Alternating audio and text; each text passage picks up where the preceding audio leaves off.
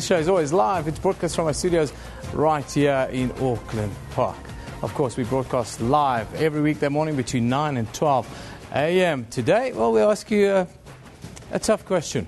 Of course, registration processes are underway at our institutions of higher learning here in South Africa. We ask you, can South Africa afford free tertiary education? We would love you to answer this question on our Twitter handle at SABC Newsroom. Please tell us what you think about this concept. Of course, the rest of our show today, we'll have a look at all the issues facing higher education here in South Africa. But there's lots of other news. Let's go to Elvis, who's standing by with an update.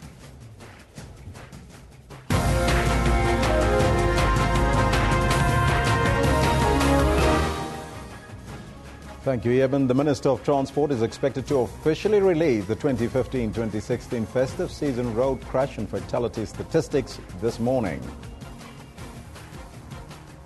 Students at several universities in Gauteng have vowed to intensify their campaign for free education. And firefighters have worked through the night in an effort to douse the flames of a large vegetation fire between Scarborough and Kommetjie in the Cape Peninsula. Those are your headlines, but first, before we get to the news, let's find out from Kendall Makamate what's happening on the sports front. A very good morning to you, Kendall. Good morning, Elvis, and hearty good morning to you at home as well. This is what we've got for you in the sports today. The FIFA Ballon d'Or 2015 goes to Lionel Messi. Lionel Messi underlines his dominance of world football, winning the prestigious Ballon d'Or for a record fifth time in Zurich last night. There's some hot weather forecast, so we need to look at our options before we start the test match. Now, Dale Steyn ruled out of the all-important third test against England at the Wanderers.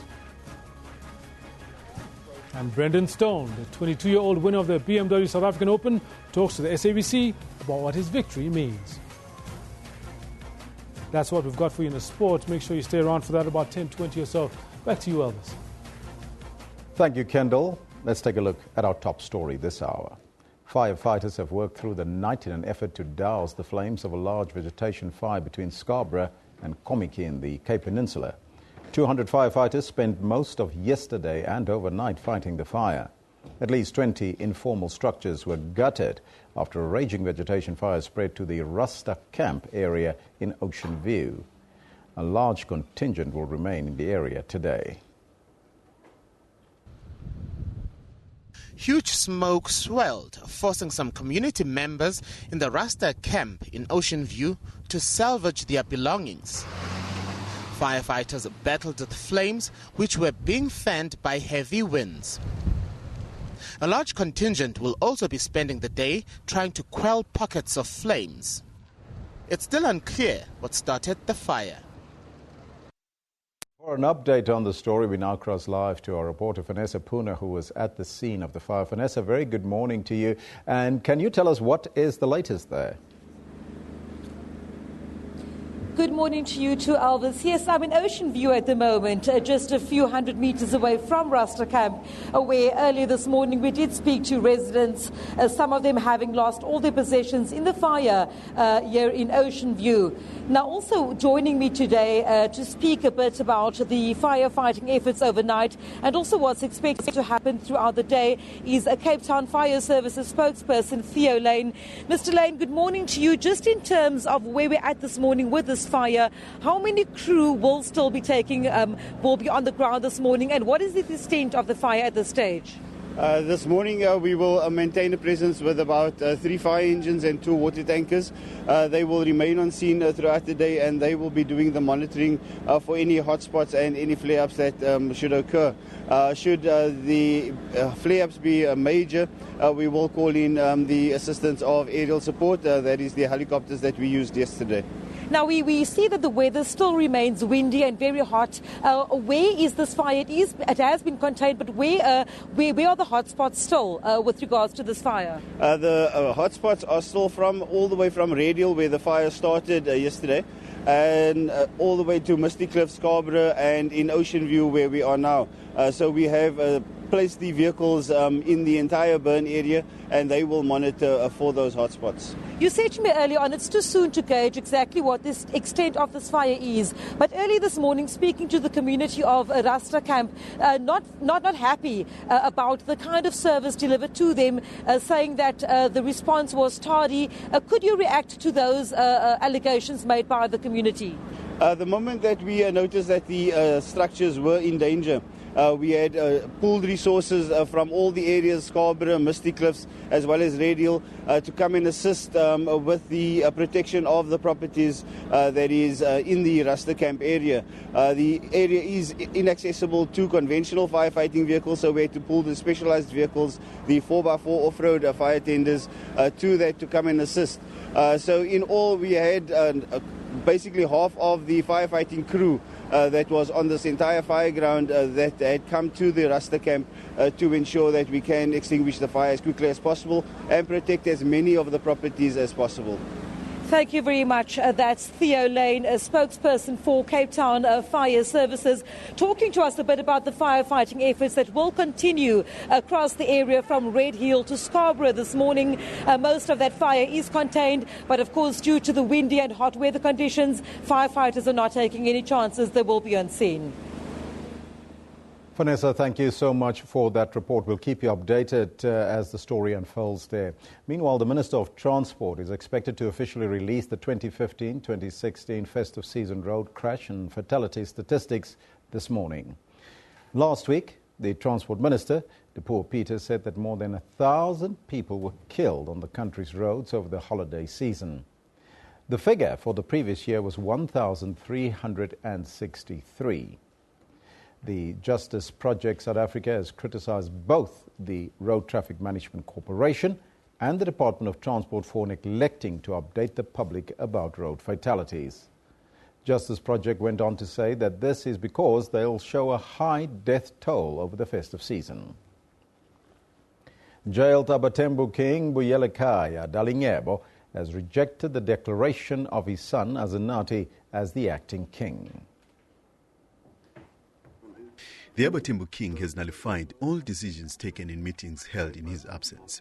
His siblings visited Dalinyebo in hospital to brief him on the latest developments. He also said we must also lock the royal resident, the Bumbane royal resident, and tell all his siblings that they must just vacate the place so that they mustn't swim in the very same mud that he's swimming. And he also emphasized that being in prison, that doesn't mean that he is dead. Xhosa King Zwelonge Sigcawu also visited Dalinyebo at St. Dominic's Hospital, where he is receiving medical care after embarking on a hunger strike. Unati Bingwazi, SABC News. Several universities have asked students to register telephonically or online after the Feast Must Fall protest resurfaced on campuses yesterday.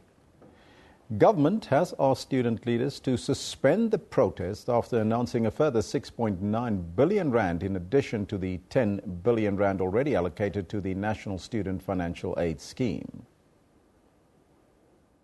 The whole university needs to come to a standstill until the management gets back to us with our demands. From WITS's side, we would like to get the message out there that there is no upfront payment and there is no registration fee for 2016. This means that students can come in and they have up until the end of March, by which time they can then work out a payment plan with the university. A council mandated the executive of this university that the task team must be established as a matter of agency, and we're speaking about the beginning of December 2015. To date, there's no multidisciplinary task team. It is our wish as government that we would have as little, ideally no disruptions of the academic program at all, especially because we have these challenges that we are talking about, issue of pass rates and throughput rates in our institutions. We would ideally like to see that not a single day is lost. Now, our theme today is higher education, and we're asking you that very important question of the day. Can South Africa afford free tertiary education? That is our question to you. You can let us know what's on your mind on the Twitter handle @SABC Newsroom. But right now, it's over to Eben. Yeah, thank you very much, Elvis. Let's continue down this road. Now, Higher Education Minister Bladen Nzimande yesterday addressed the media on the 2016 higher education plans, and Nzimande said 10 billion rand has been set aside for tertiary institutions to fund students for the 2016 academic year, with an additional 6.9 billion rand covering the funding shortfall facing the universities. This comes after the nationwide Fees Must Fall campaign that crippled universities across the country over the last year. Meanwhile, registration was suspended at several universities across the country after the Fees Must Fall protest resurfaced. Students wishing to register are urged to do so telephonically or online now. Now, we are joined from our Pretoria studios by Kaya Nkwanyana, who is the Media Liaison Officer for the Department of Higher Education in Training. Very good morning to you, Kaya. Thanks for joining us. Thank you very much, Jansen. Kaya, the Fees Must Fall campaign yesterday, there were scenarios where registration at some of our universities had to be suspended. What is your reaction as the department to this, firstly? Well, as a department, we are quite concerned about this resurgence of protest in 2016. We were under impression that all the issues that were raised last year during the Fees Must Fall, as government, we attended to them. The issue around the fee increment, when the president announced a no fee increase, we have made, as a department, we have already allocated 2.3 billion to all universities to address that shortfall, so that students don't have to pay more this year in the registration fee. The task team that was established has gone further to even look at money for those students who are owing institution. We call it historic debt. Students who were supposed to be covered by the NSFAS over the period of 3 years. Academic 2013, 14 and 15, they are about more than 71,000. We have made that money available now. 2.5 billion now will be available so that we cover all those debt. Otherwise, those students the institutions were not going to register them unless they settle those debt. The rest of the 2 billion is going to be available when the new financial year kicks in. So those are the issues that we have responded to, and we have said in relation to fee-free education, or free education as it is called, the president very soon is going to announce a commission that will look at modalities and mobilization of money towards it, because as it stands now, the reality is that the National Fiscus doesn't have money to kickstart the implementation of free education for the poor. So to that extent, we have thought that student leaders have understood us as responding positively to all the demands of last year. So now it becomes difficult now as to what are these new grievances in 2016 coming from, and they are informed by what. And really, it's quite impossible for the registration fees to fall, except those who are under NSFAS. We have said it this year for the first time. Students who are under NSFAS are not going to pay registration fees. And we are speaking about a huge number. In universities, it's about 205,000 students who are not going to pay any fees. In colleges, 200,000. So in total, we are looking at about almost 500,000 of students who are not going to pay any registration fees. So if we are to talk about registration fees must fall, already 500,000 of students are not going to pay it, except those who are coming from families who are affording, who are already paying tuition, and then they will continue paying. So we don't understand what could be the issue here, because we stood by the poor. We have made it available that they are going to enter for free. The longer-term question about free education, we're asking our viewers today, Kaya, a question around, is free education, complete free education at tertiary institutions in South Africa, is it possible at all? Can we afford it, is the question we're asking. What are your views around this at the Higher Education Department? And maybe if you can put a time frame on that. Well, it's a government position that we are going to make sure that those who are coming from poor households enters higher education and training landscape without paying any cent. It means that the state will have to pay for them. It means that we must generate necessary resources, sufficient resources for that to happen. But as we are saying, it's only for the poor, not for everybody. Those who can afford will continue to pay. The state cannot pay for everybody. But obviously, in terms of the generation of revenue and taxation from the state, it will mean that we'll have to look at different sources or better ways of generating revenue that will be sufficient in the fiscus, but also it will mean a strong reprioritization throughout government. It's a system-wide issue, so that we really elevate education as an IPEX issue, as it is in terms of government priorities. So it's all about the reprioritization in government, but also it's about looking at ways and means of generating better revenue, perhaps more than what we are doing as a state, so that we can able to assist those who are poor to enter the space of higher education without paying that cent. But the commission that the president will appoint will be looking in those details, and they will come out very clear in terms of what should be done in terms of its nuances going forward.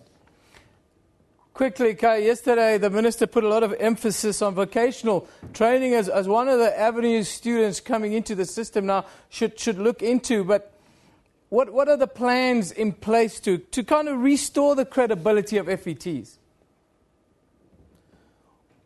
You mean of the police, of the SAPS? No, of FET colleges. Oh, yes. No. Well, a lot of turnaround that has been done by the department. They are now called TVET colleges, Technical, Vocational and Education Training.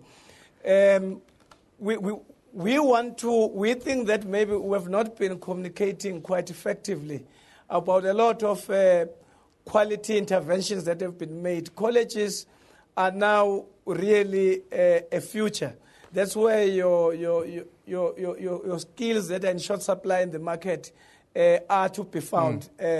We encourage young people to go to that space. There's a lot of training of quality lectures, and now we're linking it to the industry. We're even opening offices, SETA offices, so that young people who are there, because the nature of your mid-level vocational training that is there is lesser theory and more practicals. You'll find many young people in workshops, operating machines. If they are doing motor mechanics, they are doing these things practical, electrician and so on. We're actually now elevating the stature of colleges so that we build a strong college system in this country. So we think that South Africa must understand that colleges are not junior cousins of universities. Actually, they are at an equal level, and they produce the necessary skills that our economy and the future requires, more in the same way as we could see in Europe. But we need to go together in that path. That's why we're going now even to schools, to high schools, and engage young people to say that don't think about a university when you matriculate, think about a college, because that's where the future is, and that's where the employers now are looking in terms of absorbing young people in the economy. Kaya, thank you very much for joining us this morning. That's Kaya Mkwanyana. He is the Media Liaison Officer for the Department of Basic Education, or Higher Education and Training, rather, in South Africa. Of course, the Fees Must Fall protests resurfaced yesterday. There have been protests at some universities, including UNISA and WITS here in Johannesburg. Of course, lots of traction and action on social media. Let's have a look at some of the tweets that are doing the rounds with regards to this. Preta Revi says, if Fees Must Fall goes on for a week or a year, it must go on. Fees Must Fall will change the game for the future, says Revi.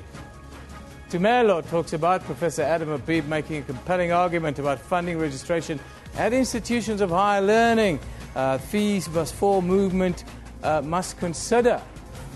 Yes. MT Limba says, too poor to afford university fees, too rich to receive assistance from the government. The system forgot about the middle class. Hashtag Fees Must Fall. I Want to Study 2016 says, free education impossible overnight. We get it. Allow students who owe to register and complete their studies, talking about the Fees Must Fall campaign. Then Tangibon Nimchali says, I was UNISA and UJ student. I quit because of escalating tuition fees. That seems to be a constant theme around South Africa. Yes, exorbitant fees are difficult to get your head around for poor families, but even middle-class families are battling as, of course, the cost of living seems to just escalate, beyond our reach, it seems. Now, let's take a look at our picture of the day. This one comes from Jermaine Kricher, and it's captioned, one man died and another was injured when a taxi and a car collided on New Modder Road in Benoni. That happened this morning. There you see that picture. Thank you very much to Jermaine for sending in that picture to us. Let's now take a look at the front pages from around the globe. We'll start with the International New York Times. It leads with the death of David Bowie, the infinitely changeable, fiercely forward-looking songwriter who taught generations of musicians about the power of drama, images and persona. Died, of course, on Sunday, 2 days after his 69th birthday.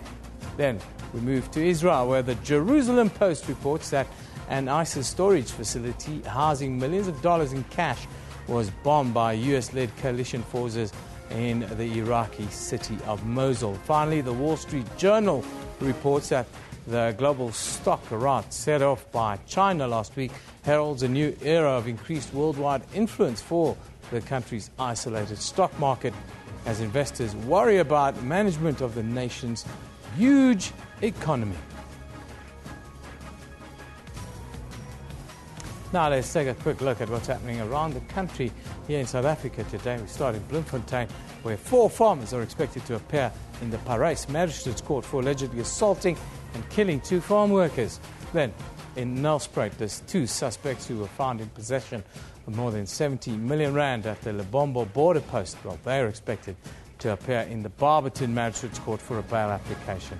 Then in Pretoria, a businessman who's believed to be the mastermind behind the killing of a Northwest businessman, Wandile Bozwana, is expected to appear in the Pretoria Magistrates Court. That's what's happening here around South Africa. Time for us to take a break here on Newsroom. Don't forget our question of the day. Of course, can South Africa afford? Yes, that's the question. Can we afford free tertiary education? We'd love you to interact with us on that. We'll be back right after this.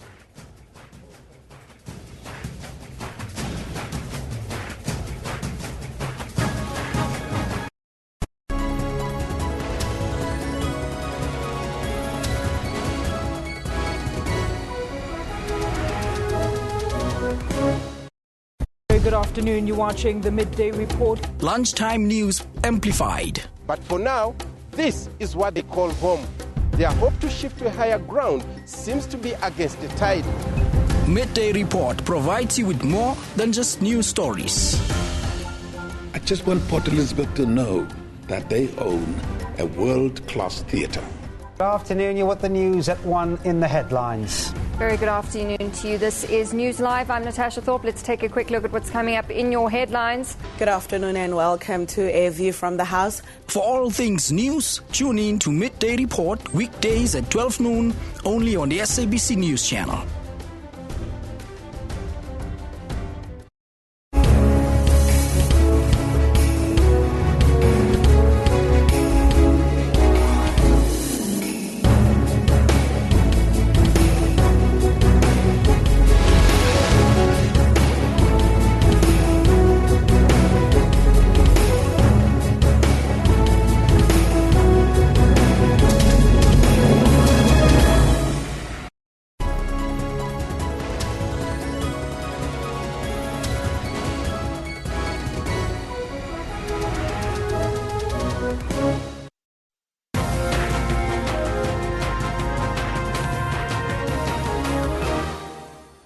Our theme story for the day is, of course, student fees, and you heard the question a little bit earlier from Yeben, and we are going to carry it throughout the program today, and you can also comment on that. We're asking you the question, can South Africa afford free tertiary education? You can let us know what's on your mind on the Twitter feed as well as on the Facebook page.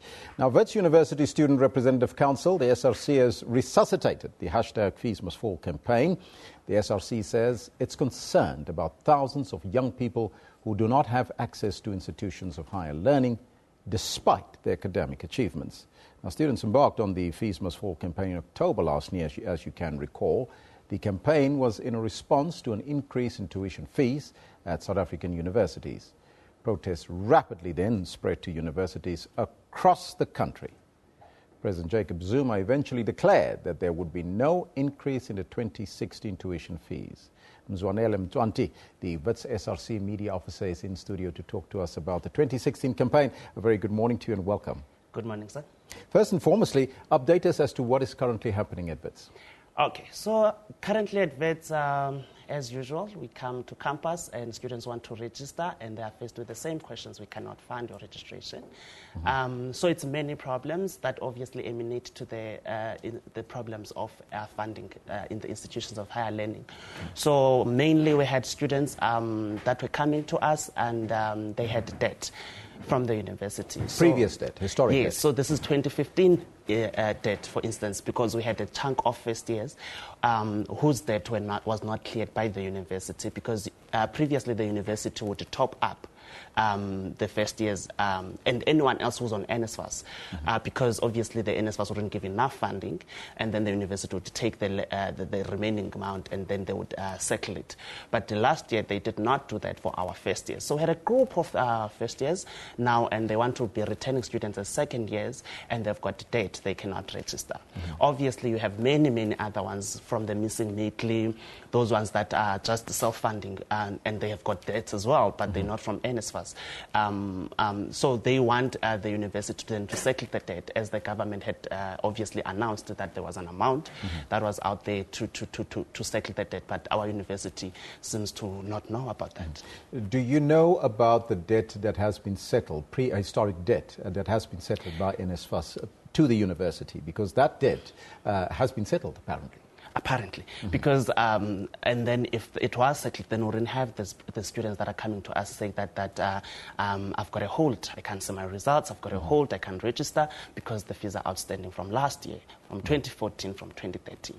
Is that the only current problem that you have in terms of the historic debt? Is that the only problem why the students are protesting? So it's not the only problem that we have. Obviously, funding general is an issue, but at the moment, that's what we're faced with a number of students that have got the debt and they wanted to register. Obviously, yesterday, supposedly, we had started registrations, but obviously, we have now these first years that can't register because they cannot pay registration fee. It's still there, and the university says that you can apply for a waiver that you can pay by the end of March. So you're telling me that we must put the student in the system and get rid of them in a month or so. So the protest is not about the fee increment which has been scrapped. It's about historic debt as we stand. Right now, students can't go on for what? Yes, the zero fee increment is not there, which means the fees are frozen for the year, but people can't come and register because the debt is not cleared.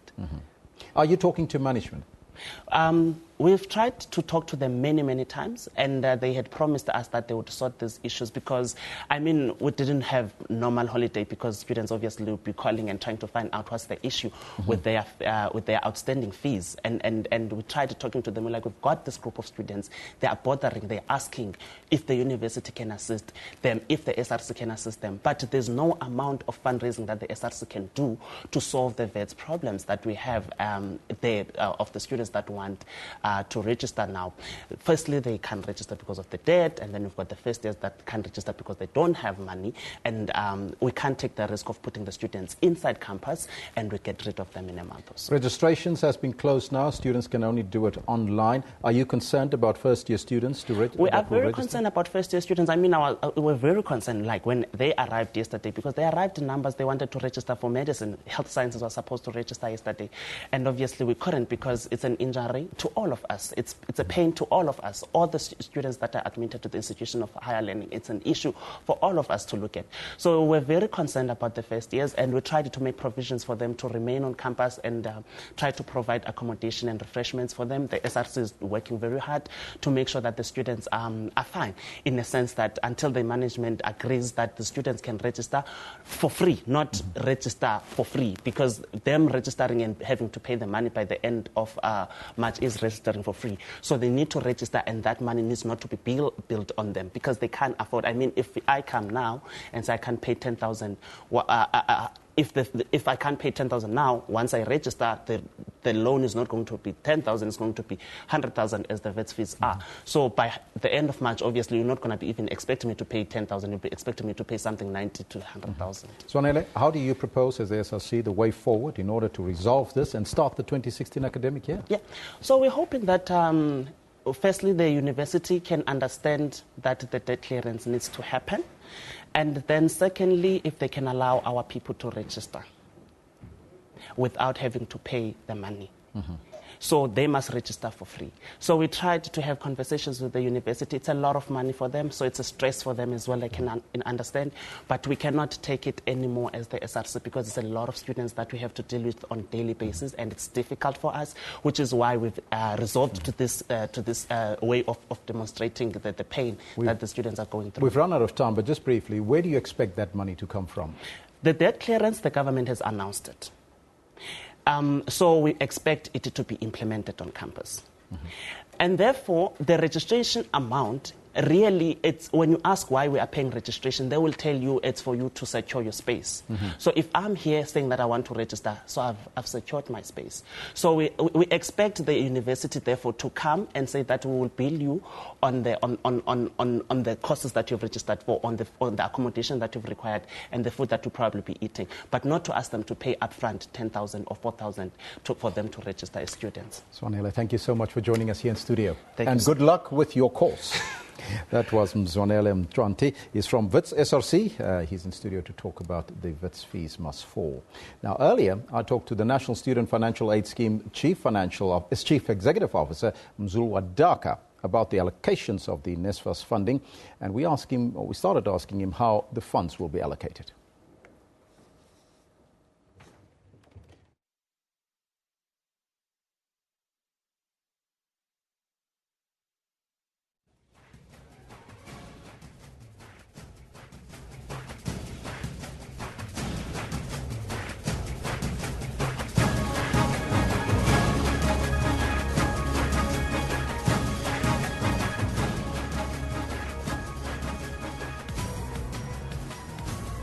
Unfortunately, we couldn't secure that clip. We'll try and get it in for you a little bit later so you can hear what NSFAS has got to say about all of this and the funding that's available.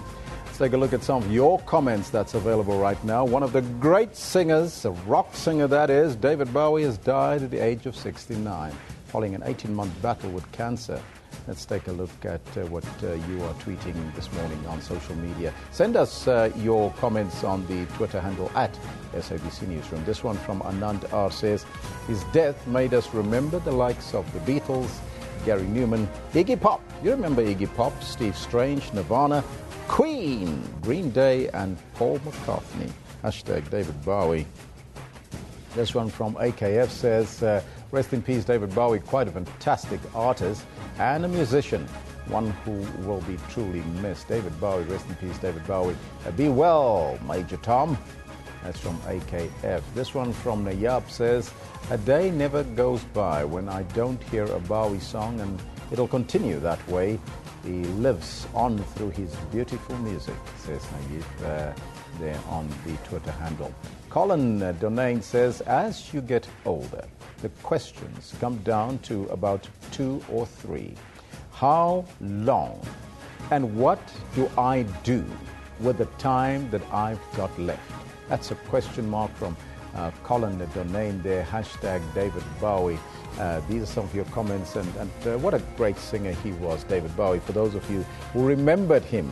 And of course, his last album, I was told, this was very dark, so to speak. Have you heard it? Let us also know if you what do you think about his latest album that he just released, I think just before he died this past week. Now let's take a look at what is happening on our Facebook page.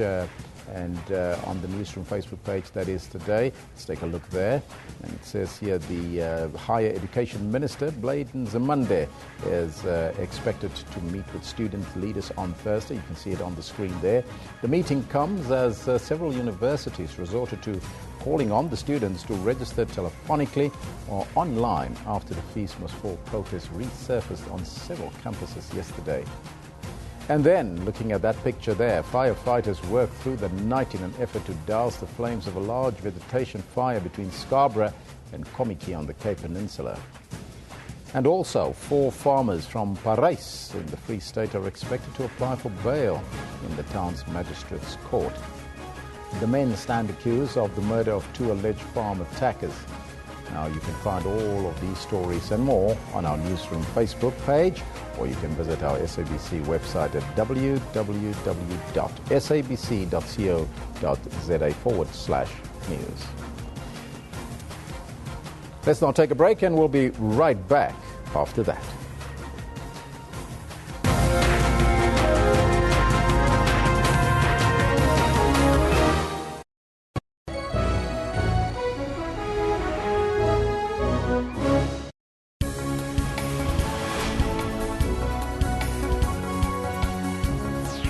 News Today takes an in-depth look on news locally, continentally, and globally.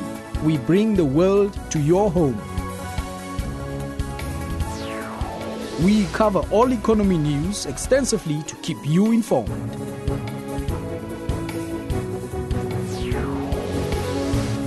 We are live to break news as and when they happen across the world.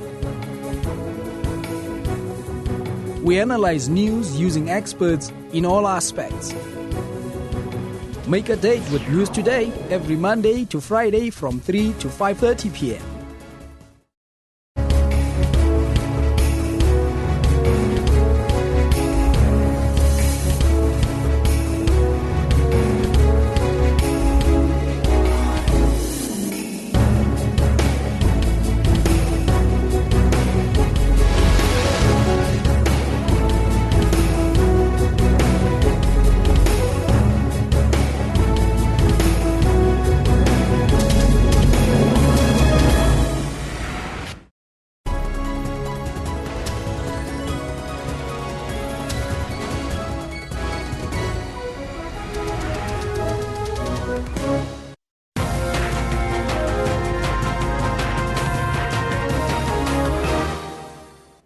Welcome back. We're focusing today, of course, on tertiary institutions here in South Africa, tertiary education.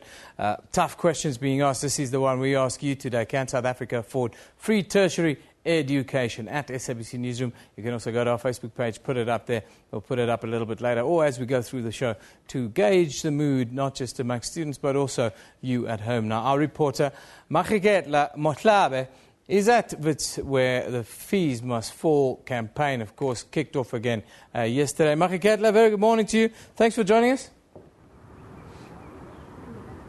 Very good morning to you, Eben. It looks very tight security from what I can see there behind you. Just tell us about security and also the general mood at the institution this morning. Well, definitely, as you can see behind me, Eben, a very tight security, not only here at the entrance of the Great Hall. Every gate of this university, security is very tight. We haven't seen any activity in as far as the protest is concerned on the main campus so far. But what I can tell you is that the moment we arrived here, we saw about 2 ambulances carrying 2 security guards each. They were very, very hurt. They were very, very injured, getting bandaged. And when we spoke to them, they told us that early this morning, as they were evicting the protesters from this Senate House, they got attacked by the students, but we understand that now the students are outside the main campus, I think trying to gather so that they could perhaps get into the main university to cause that particular protest. But as far as things stand at this point in time, it's very quiet. Every person trying to get into this great hall here should produce a student card, should produce the reason, or should share the reason why they are here. As far as we know, walk-in registrations so far are not taking place, only online and telephone registrations. So we understand that the walk-in registrations will take place tomorrow. But as things stand at this point in time, security is very tight, no action as far as protest is concerned on main campus. Makikela, I read a report yesterday about parents who travelled from far and wide to come and do this registration process at WITS yesterday, especially health sciences, medical students and the like. A lot of those parents were then told, no, there's not going to be registration yesterday. Have you managed to speak to those parents, and what are the universities saying? Are they going to help those parents to hang around, if one could say that, for the rest of the week? Well, obviously, the university managed to inform the parents yesterday, to make them aware that they shouldn't be coming today because there won't be any walk-in registrations. Of course, we need to understand that those who should be doing the walk-in registrations are the health sciences and engineering students, but it's very quiet. I walked in there. The enrollment center is closed to show that no walk-in registrations are going to be taking place today. Only online and telephone registrations that are going to be taking place, as we know. But of course, parents they showed frustrations coming from afar. The places like Limpopo, spending their last cent to arrive in Gauteng to do the registrations. But because of that particular protest, which kick-started yesterday, the Fees Must Fall protest, of course, they couldn't manage to register their children. But as things stand right now, we understand that the students are outside the main campus trying to gather. And as I said, all the gates are being blocked by the security guards. If the protest is anything to go by today, then we may just expect some standoff between the police, the security guards, as well as the students. From the mood amongst the students, it seems like they have got their mind set on getting their business done or getting their result. Do you expect this protest to be a long, drawn-out process, as we've seen in October of last year? Well, I do expect it to actually gain momentum. As you know that, the students are saying that we need all our debts scrapped. They need all that. It doesn't matter if the student was under the NSFAS program or not. That's what they're saying. They want their debts to be cleared. And of course, we know that the government has made the concession that those that are on NSFAS, they will have their debt cleared. But those who can afford should actually clear those debts by themselves. But it seems the students don't want to hear anything of that. So the momentum is growing. We're just going to be seeing a lot of protests, going on around the main campus. Of course, countrywide, and as far as universities are concerned. Quickly, have you managed to get any reaction from the university? We heard Adam Abib on various platforms a little bit earlier this morning. He seemed quite defiant. What is the university saying? Well, so far we haven't managed to get in touch with the university. We've been trying to call them. They haven't been picking up. But we will be trying to get in touch with them just to hear what the arrangement so far is. But we do understand that, they have condemned the protest by saying that, some students come from far and they're just trying to register. But here are the protesters, impeding them from doing those registrations and saying that these are the poor students that should be getting the space here at the university. But the protesters are trying to actually, block their way into the university, saying that this is just a total violation of the poor students' rights to be at the university. Makikela, thank you very much for that update. That's our man on campus here at Wits University, just up the road from the SABC. Really, he tells us a standoff is looming and expects it to escalate a little bit later in the day. Now, I can tell you on all our platforms, we will keep you updated as to what is happening at Wits, but not just at Wits. We'll be looking elsewhere around the country where there seem to be flashpoints developing. The capital, Pretoria, is one of those. Now, earlier, Elvis talked to the National Student Financial Aid Scheme's Chief Executive Officer, Msulwa Dakar. about the allocation of NSFAS funds. He asked him how the funds will be allocated. What's going to happen is the 6.9 billion that the minister spoke about yesterday, 2.3 billion of it will go directly to the universities, not via NSFAS. It's going to pay the universities or compensate the universities for the fact that they are not going to increase fees this year, and that NSFAS will not have anything to do with that portion. Then there is a 4.6 billion that is going to come through to NSFAS. 2.6 billion of that will pay for debt that has been incurred by students over the last 3 years at universities who could not afford but were not funded because there was not enough money. And these universities were asked to submit lists of those students and the amounts that are owed by each student, which means each university more or less knows how much they are owed by those students. And therefore they will be paid in accordance with the list that they've already submitted through to the scheme. So the entire money is not exactly for the academic year for 2016, the 6.9 million. So the accumulated debt will be first paid off. Yes, there are three components to it. There's the 2.3, which is for the 0% increase. There is 2.6 billion, which is accumulated debt. And then there is a 2 billion, which is for the 2016 academic year, to ensure that those students that were unfunded or underfunded in the previous years are also able to progress into 2016. Because some of them might have graduated, but some of them are still in the system as students who are studying. And this is over and above what NSFAS already has as a budget of 10 billion rand for students for 2016 academic year. So now you'll have 12 billion for the 2016 year, but is that enough to cover all the cost? From the analysis that has been received from the universities, the money that is available now in the system should be enough to cover all the students that qualify for NSFAS funding through the NSFAS means test process. Because universities were asked to provide a list of all students that have qualified in the previous years that were not unfunded, that were not funded, or they were underfunded. Now let's talk and therefore about... that means therefore those students are all now in the net. But let's talk about who qualifies for NSFAS funding. The qualification criteria for NSFAS funding, and NSFAS funding sometimes is a bit of a misnomer because NSFAS administers various funds that have got slightly different rules one to the next.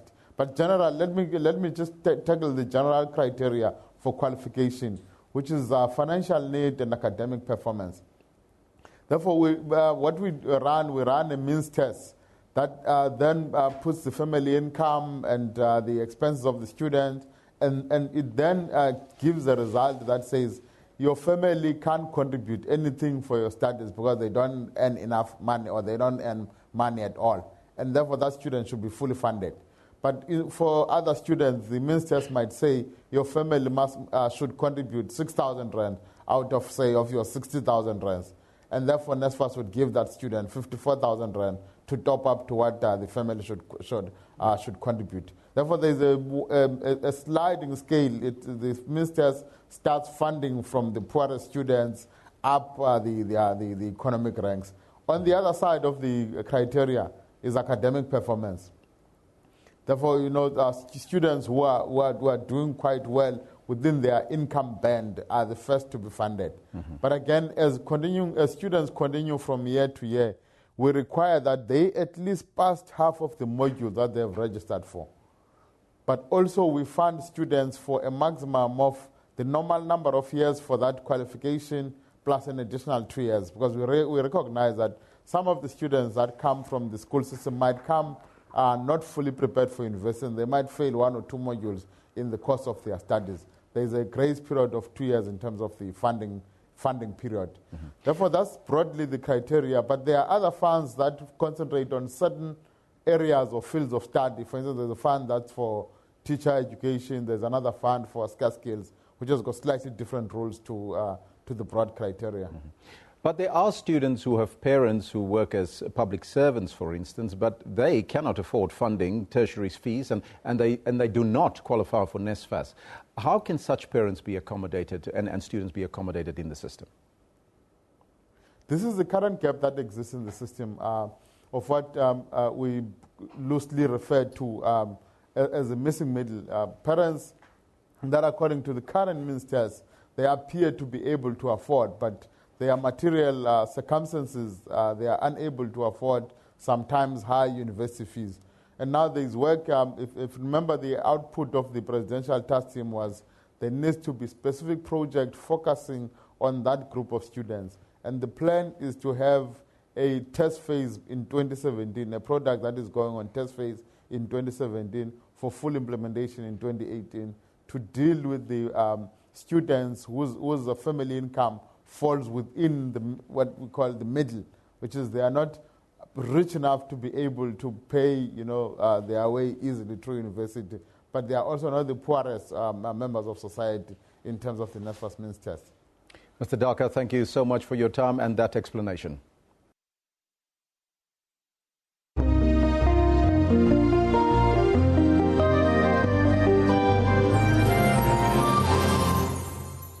Welcome from the Weather Center. So, Africa is expecting a bit of rain, especially towards the southern side. There is up to 60% chance of rain expected along the KwaZulu-Natal coast into the inlands over some parts of Gauteng, definitely over Mpumalanga. You should also look out for possibilities of some localized flooding issued out by the South African Weather Service as just a watch at the moment.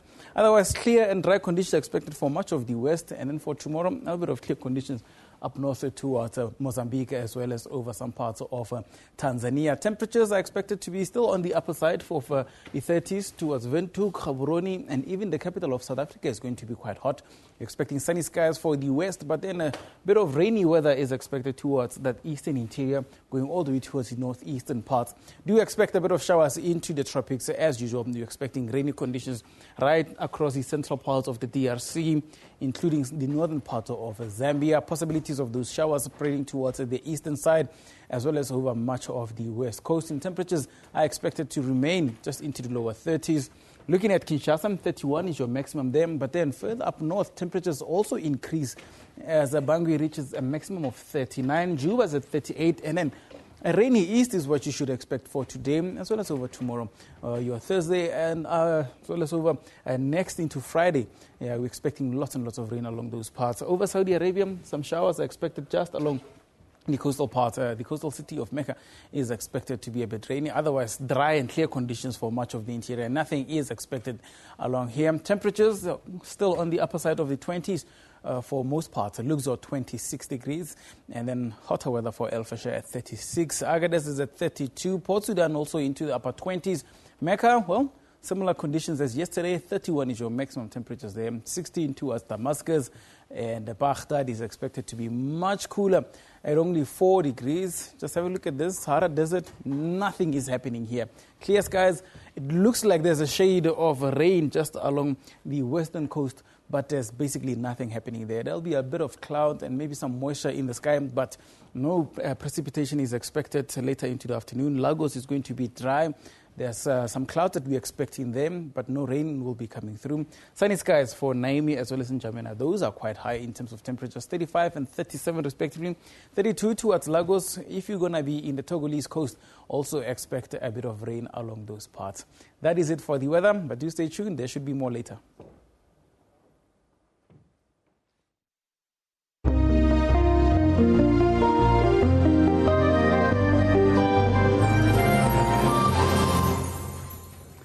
Just before I let you go, I want to ask you, we've seen a lot of rain here in South Africa now the last couple of days and so forth. What does that mean? What is the word? What's the advice to people? No, the drought isn't over. We're still battling drought. Yes, farmers are happy, but the drought isn't over. We should still look after our water resource. Yeah, I can tell you the farmers might be happy just for the next 10 minutes or so because the rainfall won't last as long as we would like it to be. Mm-hmm. And we are worried because winter, as it approaches and there's no rainfall now, what's going to happen then? You know, we need fodder, we need all the fields to be as green as possible. So what we can do for now, as we're seeing rainfall harvesting that we spoke about, capture as much rainwater as you can so that you can use in the dry periods. Fantastic. Thank you very much to Tsietse Monaro. Of course, Leo Messi can carry on. Leo Messi, are we going to do Leo Messi won a 5th Ballon d'Or last night. Some people call him the greatest of all time. Well, you have to win a World Cup, Leo, to be the greatest of all time. That is how it is in the real world. Kartik talks about when you talk about goal scoring, passing and dribbling ability, Messi is up there with the greatest earner in any of these attributes, yes, but he's never won a World Cup. Never won a World Cup. That's how you are gauged to be the greatest of all time. Paul says, congratulations to Messi for his 5th Ballon d'Or. Then Half-Blood Prince talks about Ronaldo is statistical, Messi is equal, but Messi is on another level on the football pitch, he says. Messi, it's a special moment for me to get back to the Ballon d'Or after seeing Cristiano winning 2 straight, he says. That one from the Bluebird, Ricky. Yes, Leo Messi is the best player on the planet this year, but not the greatest of all time. That honor goes to Diego Armando Maradona, who won a World Cup pretty much on his own in 1986. Tietse is laughing at me, taking him back in time here. Don't forget our question of the day, of course. We're dealing with this tough issue here in South Africa. Can the country afford free tertiary education? That's the question we asked all stakeholders a little bit earlier. We want you to tell us what you think at SABC Newsroom. We'll be back at the top of the hour with more news. I expect Transport Minister Dipo Peters to make an announcement on the overall statistics, road fatalities and the like that we've seen. That should be very interesting. It's cited to start at 10 o'clock, but as you know, these things can run a little bit late. We'll keep you updated how that develops. Don't forget, more news at the top of the hour. See you then.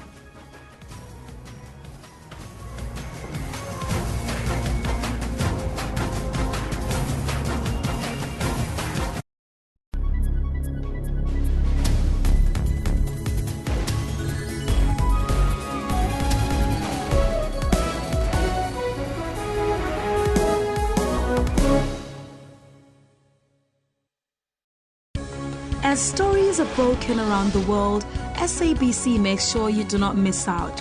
As the stories unfold throughout the day, News at 8 updates all newsworthy stories worldwide. Globally, we are there. Locally, we leave no story untold. Make a date with News at 8 every Saturday and Sunday on SABC News, Africa's news leader.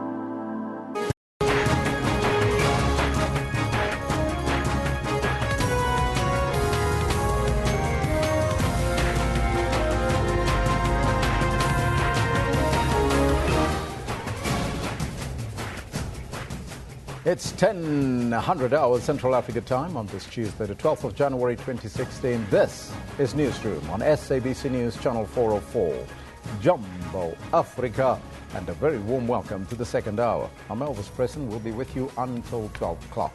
You have to stay with us as we broadcast live from our Auckland Park studios in Johannesburg, South Africa, to the rest of the African continent. We are also streaming live on YouTube, with the entire show available on our YouTube channel. Now, we're asking you a very important, tough question today, and we focus on higher education. We're asking you, can South Africa afford free tertiary education? Let us know what's on your mind on the Twitter handle at SABC Newsroom. You can also like us on the Facebook page, and you can comment there. But first, let's take a look at your news headlines.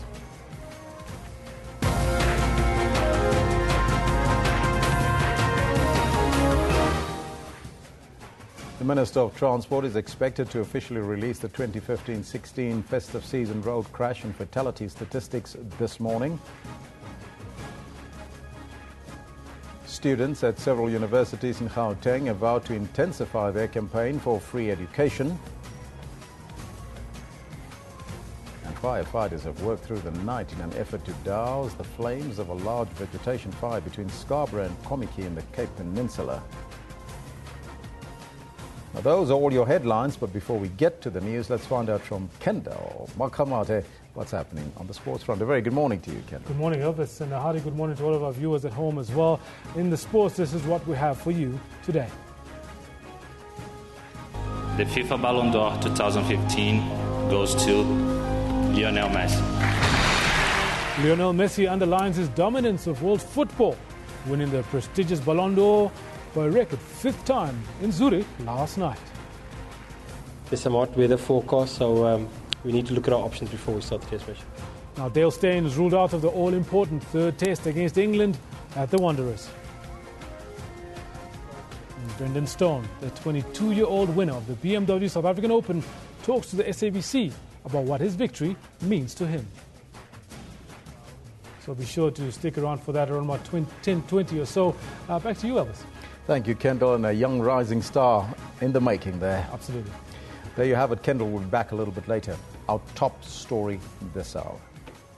The Minister of Transport is expected to officially release the 2015-16 festive season road crash and fatality statistics this morning. Last week, the Transport Minister, Paul Peters, said that more than 1,000 people were killed on the country's roads over the holiday period. The figure for the previous year was 1,363. Meanwhile, Justice Project South Africa, GIPSA, has criticised both the Road Traffic Management Corporation, the RTMC, and the Department of Transport for neglecting to update the public about road fatalities. Justice Project went on to say that this is because they'll show a high death toll over the festive season. Matters of education now. Let's go to Wits University. Now, Wits University's Vice-Chancellor Adam Habib has indicated that, let me just see if we can get to that story, says that students should not use their right to protest to intimidate those who don't support their fees must fall campaign. Several universities have resorted to warning to students.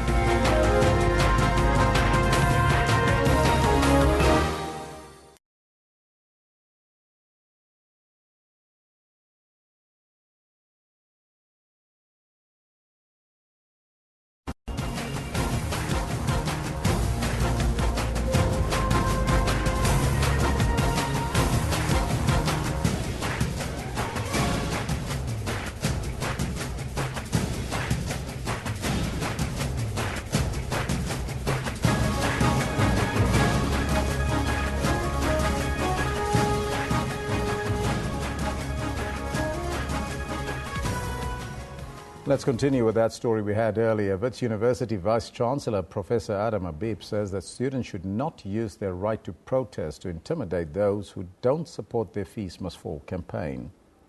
Several universities have resorted to warning to the students to register telephonically or online after the protests resurfaced on campuses yesterday. Professor Habib says the disruption of registration is unacceptable. I think that it's a legitimate demand to bring down the cost of education, and I think it's legitimate to say free education for talented people from poor areas, that money should not be an obstacle. But I also think we need to be able to work towards that goal rather than saying we're going to have everything in 1 year, financially destroy the institution and overthrow the place. You can't protest by violating the right of others. Here's somebody who's come from all over from Limpopo. They bring the money to come and pay so that their child can register. You now prevent that from happening. That person has to go back to Limpopo. Is it fair to that individual? Yes, you have the right to protest. But you don't have the right to bully others. You don't have the right to abuse others. You don't have the right to hurt others. You don't have the right to threaten others. You don't have the right to stop that poor person who comes from Limpopo to register for their child and say you're not allowed to. Whose rights are you abusing here?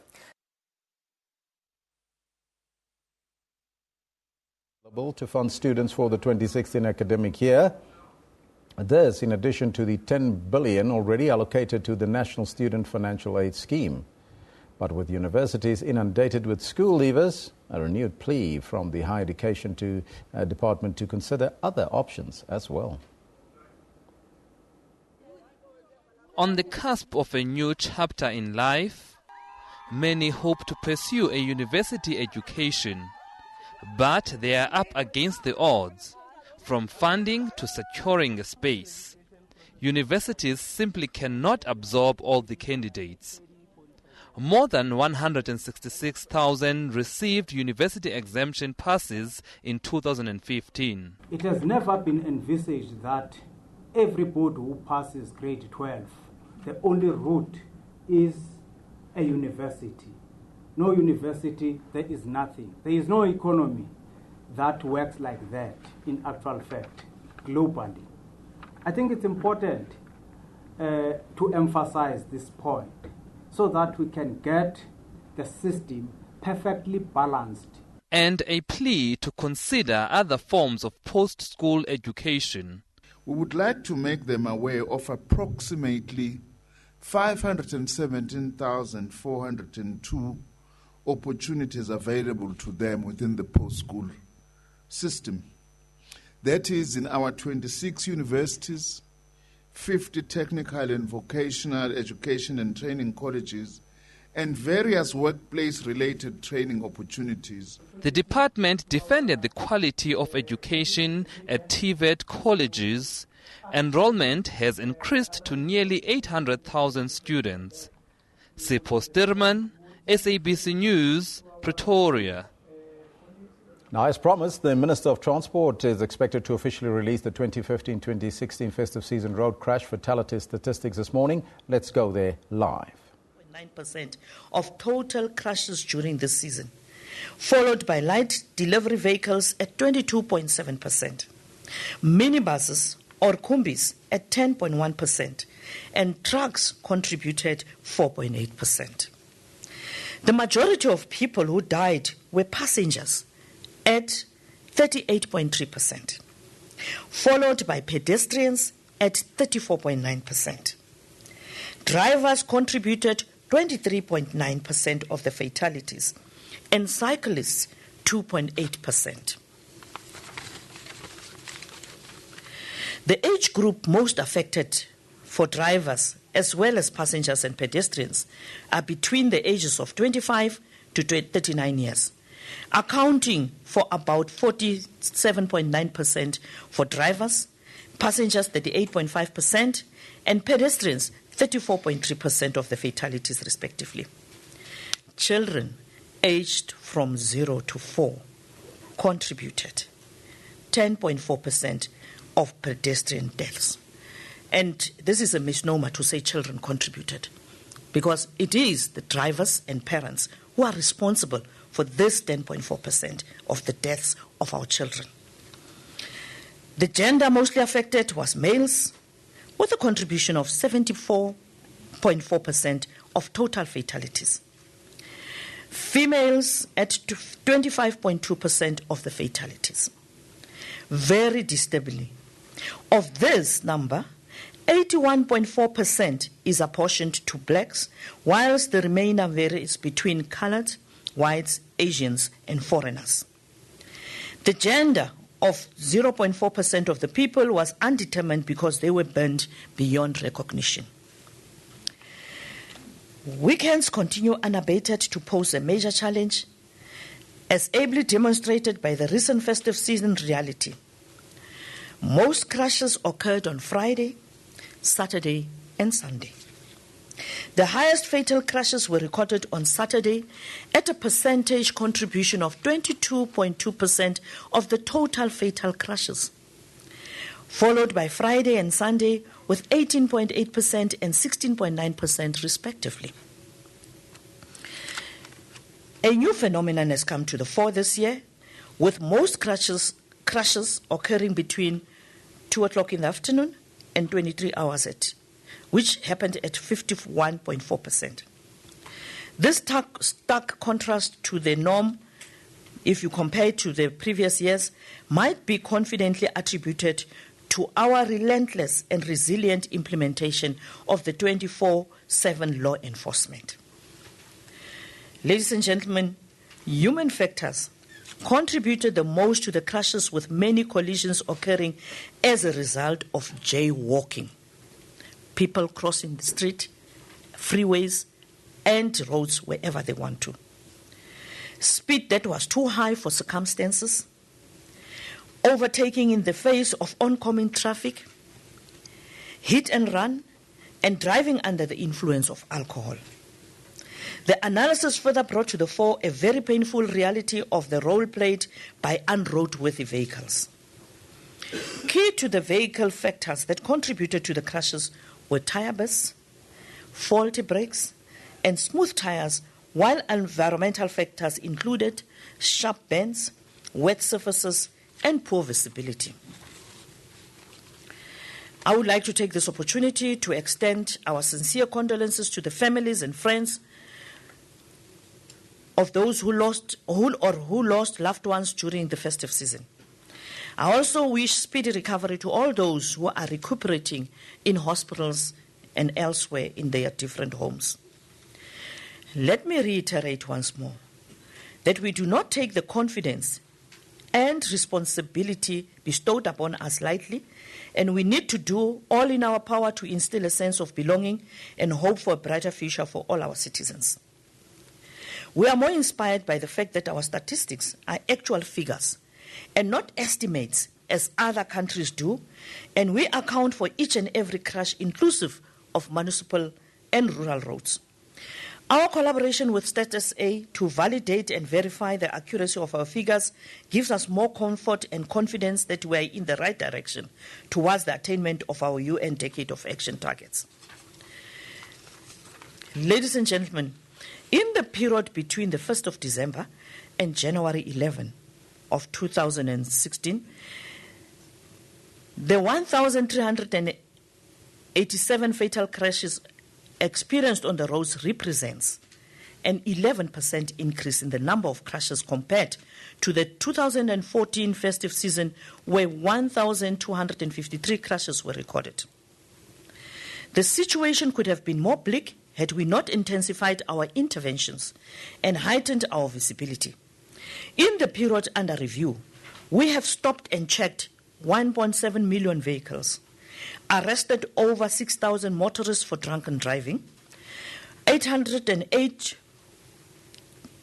were for excessive speeding, and discounted 5,710 vehicles for being unroadworthy, and 419 for various traffic violations. Let me just repeat this. In the period under review, we have stopped and checked 1.7 million vehicles, arrested over 6,000 motorists for drunken driving, 808 for excessive speeding, and discontinued 5,710 vehicles for being unroadworthy, and 419 for various traffic violations. Invariably, the fatalities increased by 220, which is 14% from the same period last year. That means it is 1,535 over the over the same period in the previous year to 1,755. Remember, Mr. Zwane gave an indication that we are covering the period from the 1st of December 2015 to the 11th of January 2016, whilst last year we covered 1st December to the 5th of January. Ladies and gentlemen, KwaZulu-Natal is the only province that recorded a decline in the percentage of fatalities by 2%. The Western Cape recorded the highest percentage of 33%, with the number of fatalities increasing from 122 to 162, followed by the Northwest, which increased by 26% from 108 to 136 fatalities. The Eastern Cape increased by 22% from 227 to 278 fatalities. We have been disappointed by a few traffic officers who were caught on the wrong side of the law. The officers, 2 from the Northwest, 1 from Tshwane Metro, and 1 from Gauteng, were caught soliciting bribes. We cannot afford to have people who behave in such an unethical manner within the traffic fraternity. I call on the National Traffic Anti-Corruption Unit to intensify their work to get rid of such rotten and unwanted elements from the traffic services. We are also determined to deliver severe blow for those in possession of fraudulent driver's licenses and roadworthy certificates. I also wish to commend the majority of motorists who behaved themselves during the festive period. An analysis of traffic volumes indicate that many motorists plan to undertake their trips during the day. Unlike in previous years, traffic volumes leaving Gauteng peaked in the mornings and decreased significantly in the afternoons. The same pattern was observed when motorists returned from their holidays. We have been particularly and seriously concerned by those who were caught speeding, and the seeming is that these speedsters were granted bail.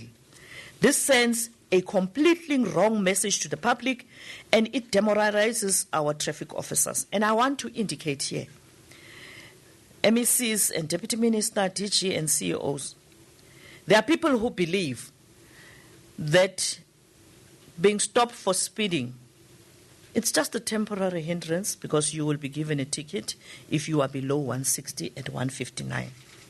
And once you are above 160, you are going to be arrested. And we are considering serious measures to make sure that we deal with arresting anybody who goes above the speed limit.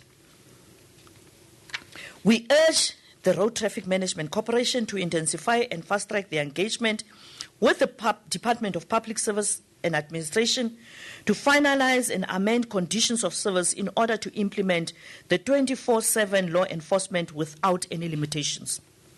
The exercise we carried out during this festive period indicated that if we have 24/7 law enforcement operations, we see a reduction in terms of the wrong behavior on our roads. The reclassification of all road traffic offences to Schedule 5 of the Criminal Procedure Act will receive high priority in our endeavour and quest for a mandatory minimum sentence for drunken driving, for inconsiderate, reckless and negligent driving. Enough is enough. We will spare no effort and leave no stone unturned in decisively eradicating lawlessness on our roads. Thank you very much. This is in the indications, and attached to the statement is the number of fatalities per province as indicated from 1st December 2015 to 11th January 2016, the percentage contribution of fatalities per province, as well as percentage contribution of fatalities per age for pedestrians. Thank you very much, ladies and gentlemen. Thank you very much, Minister. Let's take questions. We'll take 3 questions at a time. Identify yourself, the organization you come from, and then pose your question. Well, that was the Minister of Transport, Depoor Peters, giving us the latest figures there from the road death fatalities. And as you can hear, there's an increase in that fatalities, 1,755 increase of 214%, as she indicated. And a breakdown, of course, which we'll probably give you during the course of the program. Western Cape has seen an increase, Northern Cape as well as the Eastern Cape. KwaZulu-Natal showed a decrease. We want to find out more about that, so you have to stay tuned. Right now, let's take a break, and after that, in fact, we'll go straight to the sports news with Kendall Makamate.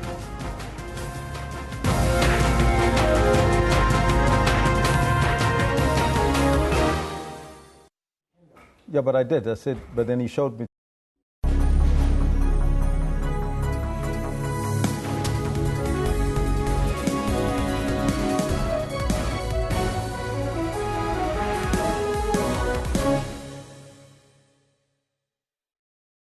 Very good afternoon. You're watching the Midday Report. Lunchtime news amplified. But for now, this is what they call home. Their hope to shift to higher ground seems to be against the tide. Midday Report provides you with more than just news stories.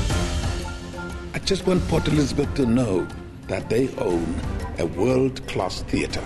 Good afternoon. You're with the news at 1 in the headlines. Very good afternoon to you. This is News Live. I'm Natasha Thorpe. Let's take a quick look at what's coming up in your headlines. Good afternoon and welcome to A View from the House. For all things news, tune in to Midday Report weekdays at 12 noon, only on the SABC News channel.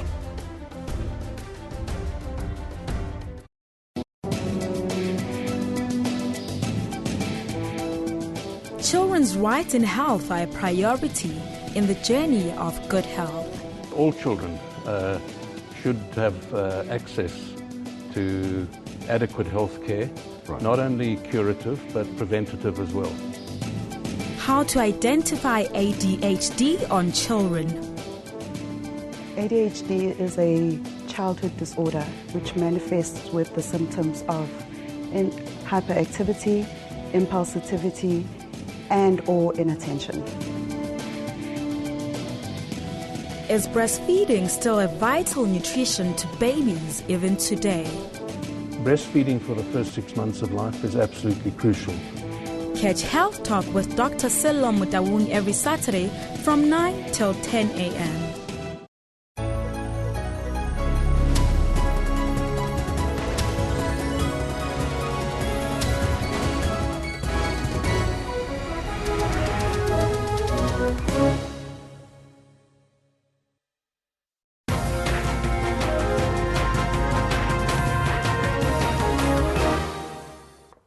Good morning and welcome back. I'm glad we had that break after those horrific car crash and carnage figures there to have some sports now.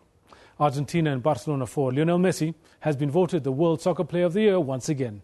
Messi won the prestigious FIFA Ballon d'Or award for a record 5th time at a star-studded event in Zurich last night.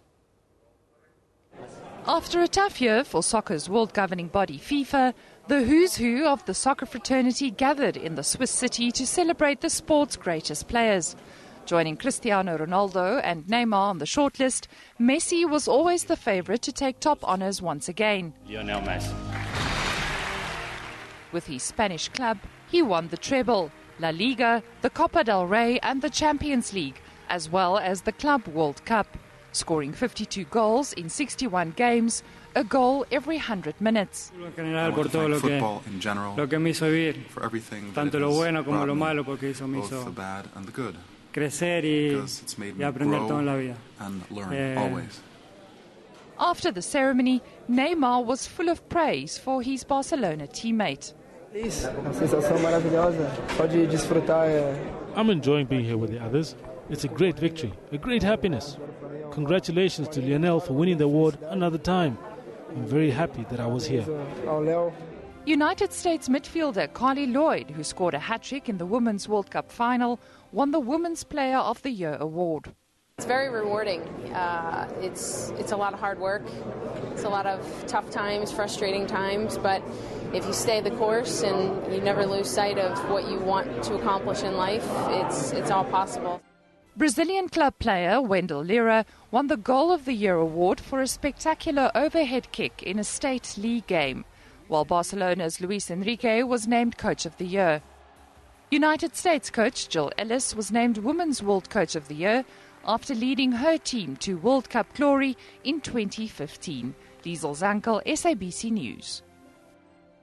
Congratulations to Lionel Messi there. Now, fast bowler Dale Steyn has been ruled out of the South African cricket team for the third test against England, which will start on Thursday at the Wanderers Cricket Ground. He's not fully recovered from a shoulder injury that restricted his bowling in the first test in Durban and also forced him to miss the second test of the series. To add to their woes, Vernon Philander is also injured, and Morne Morkel, who's had to carry a heavy workload in recent months, is in the red zone, according to coach Russell Domingo. Steyn's injury is a massive blow to the Proteas as they now go into this important match with a relatively inexperienced pace attack. Highveld Lions bowler Ardas Viljoen, who has been one of the most consistent performers in domestic cricket, is a player who has put his hand up for selection. And there is a possibility of going into the match with 4 seamers, which would result in the impressive spinner Dane Pitt being left out. We'll have a look. I'll need to chat to the selectors over the next couple of days. Once we get close to the test, there's still 3 days to go, so there's some hot weather forecast, so we need to look at our options before we start the test match. Wanderers has not staged a test match for almost 2 years, but results are the norm at this ground. We're balancing a pitch that I prepared. So even bowlers must get wickets, batsmen must get some runs. This one's for 5 days, no doubt. We've got to concentrate on ourselves. So whatever South Africa throw at us, we'll be ready and waiting and hopefully be able to combat that challenge. England are currently leading the series 1-0 after winning the first test. Another victory will wrap up proceedings. 75,000 tickets have already been sold for the match. Thabo Daniels, SABC News, Johannesburg. Now, staying with our local heroes, Brendan Stone has just bagged his maiden European tour with a South African Open win over the weekend. SABC caught up with him this morning on Morning Live. He started, of course, by telling us about the emotional roller coaster he's been on since his win on Sunday. The emotions have been flowing through me for the last few days. It hasn't really settled in what I've managed to accomplish, but it's starting now. But it's still a little bit tired, still a little bit of lag there, but it's starting to get in there now. And just tell us a little bit about what happened afterwards. I mean, because we've seen the visuals, we've seen you crying, we've seen the hugs between you, your grandfather, you, your dad. I mean, it was amazing to see. No, it was special. I think obviously after the post-round stuff with all the VIP and the media, I managed to get home. And when I got home, I actually had about 100 and 150 people at the house. All came for a good party. We had about 25 cases of drinks and about 50 pizzas that my mom had ordered for us, and we just had a very good party all the way until 2, 3 o'clock in the morning. Wow, okay, so can I ask then, are you ready for the Joburg Open that's set to begin on Thursday? Yeah, I think I need a little bit of sleep still, but I think come Thursday I'll be fine. There are a number of legendary names on that trophy. One of them, 5 times, is Ernie Els on that trophy, and he congratulated you afterwards. I see, just after you gave in your scorecard. Just tell us what that meant to get his congratulations. No, it was special. I think Ernie has set the benchmark for South African golfers. He really sets a very high standard for what we can achieve both in South Africa and abroad. And obviously to have someone like Ernie, who I've been idolising, come and congratulate me the way that he did afterwards was really special and a memory that I'll treasure forever. Who has been a real inspiration, a real role model throughout your golfing career? I think obviously I have to look at my father. He's been there for me since I popped out the womb. And also my grandfather. My grandfather's also a very keen golfer, and you've got to look at the likes of Retief Goosen, Ernie Els, Trevor Immelman, Louis Oosthuizen, and Charles Swartzel. The list just keeps going on and on of South African golfers making it abroad and really showing what, as a South African, you can achieve.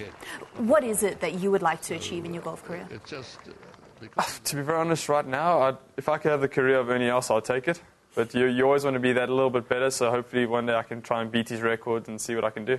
I want to speak a little bit about your journey prior to actually being the South African Open champion for 2016. You went to the University of Texas, and you were actually in the same college team as world number one Jordan Spieth when you guys went to the 2012 US Amateurs. Yeah, I actually had a good chat with Jordan last night, and he was telling me that he was watching me play before he got underway of his final round in Hawaii. And I said, it's awesome, and we both managed to get wins, which is quite cool because the Coach John Fields at the University of Texas, gave us both a call and said congratulations, and we're flying the Texas logo high. And luckily I'll see Jordan next week in Abu Dhabi, and we're going to have a few practice runs and have a few dinners and try and catch up. So you guys are good friends then? Yeah, no, Jordan's a fantastic person. He's a great golfer, but a better guy and better teammate. He's always been there supporting me through the good times and the bad. He's always been there to send a kind word here and there. And right now we're both on top of the world, so we're going to see what we can do. Oh, brilliant. So there's always this perception that golf is so extremely competitive. But what I'm hearing from you is that there's something different. There are some really deep friendships there too. No, definitely. I think in our industry it's quite tough. It's a very lonely industry, so guys try to engage with each other as much as possible just to try and make it feel a little bit more like home. With Jordan being in the States and me being in Europe, it's obviously been a little bit tougher, but it hasn't stopped him from being really supportive for me in my career. If we speak about it being quite tough, I suppose you also have to think about the mental side of the game, and that was something that you brought up in some of your post-round interviews, how you had to have a little pep talk with yourself after you dropped a shot on the top. No, my psychologist there, Basadonot, and I have been working really, really hard on my mental game over the last 2 years. It's been extremely tough. And like you say, when you make those few bogeys on the last day, you start to panic a little bit. But the lessons that he taught me and the lessons that my father taught me were kicking in. And luckily, I managed to give myself a little bit of a pep talk on the 12th tee and managed to pull through. So that mental side of the game and making sure that you look after that side of it, would you say it's just as important as going to the driving range?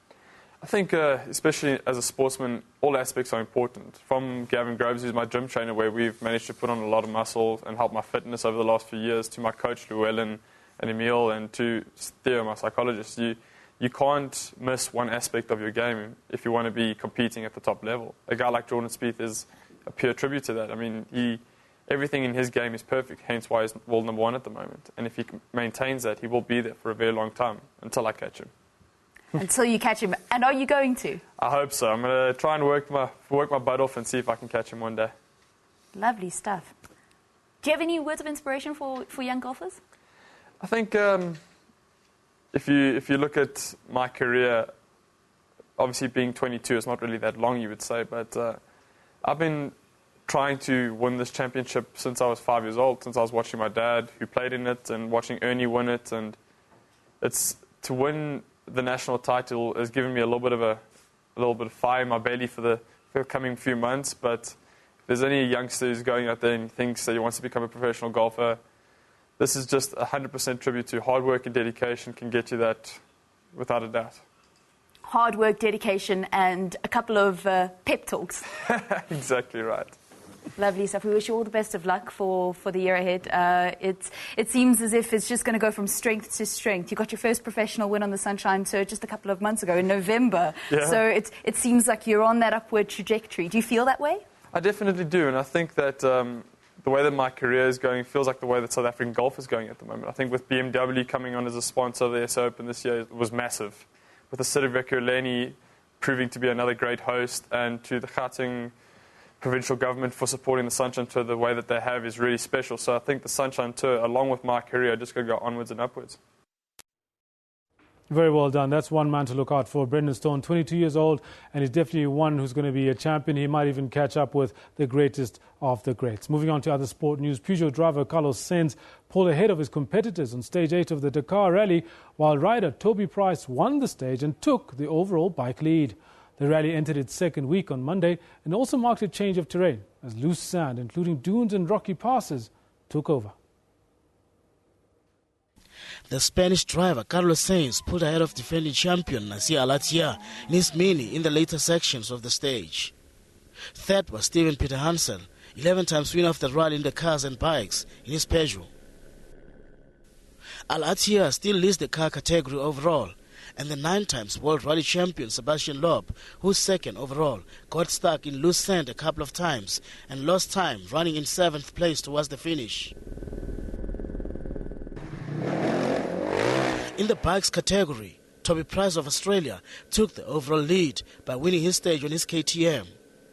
Price beat Honda rider Paulo Goncalves, who crashed but continued into 2nd place, with Pablo Quintanilla of Chile 3rd. And then on that rough and tumble note, that's where we leave it with the sport. We'll take a short break. Evan Janssen is standing by on the other side of the break, so be sure to stay tuned.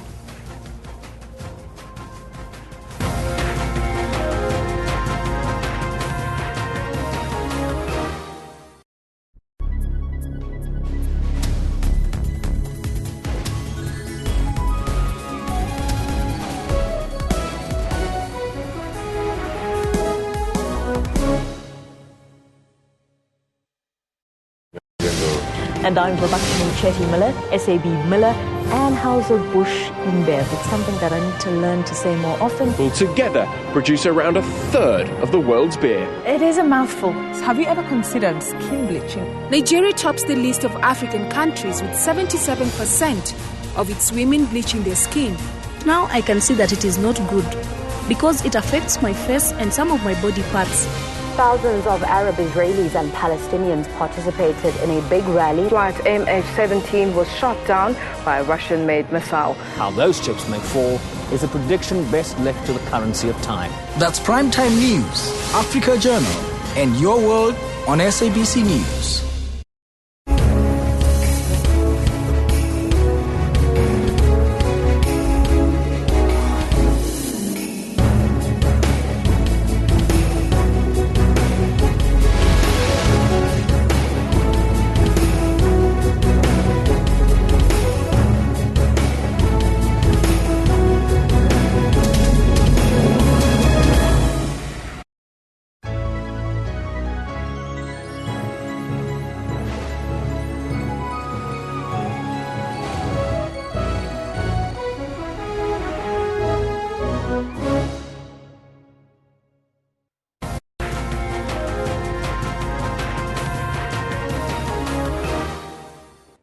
You're still with Newsroom. Welcome back. Time for us now to shift our focus to what's happening on the African continent. And here are our top stories.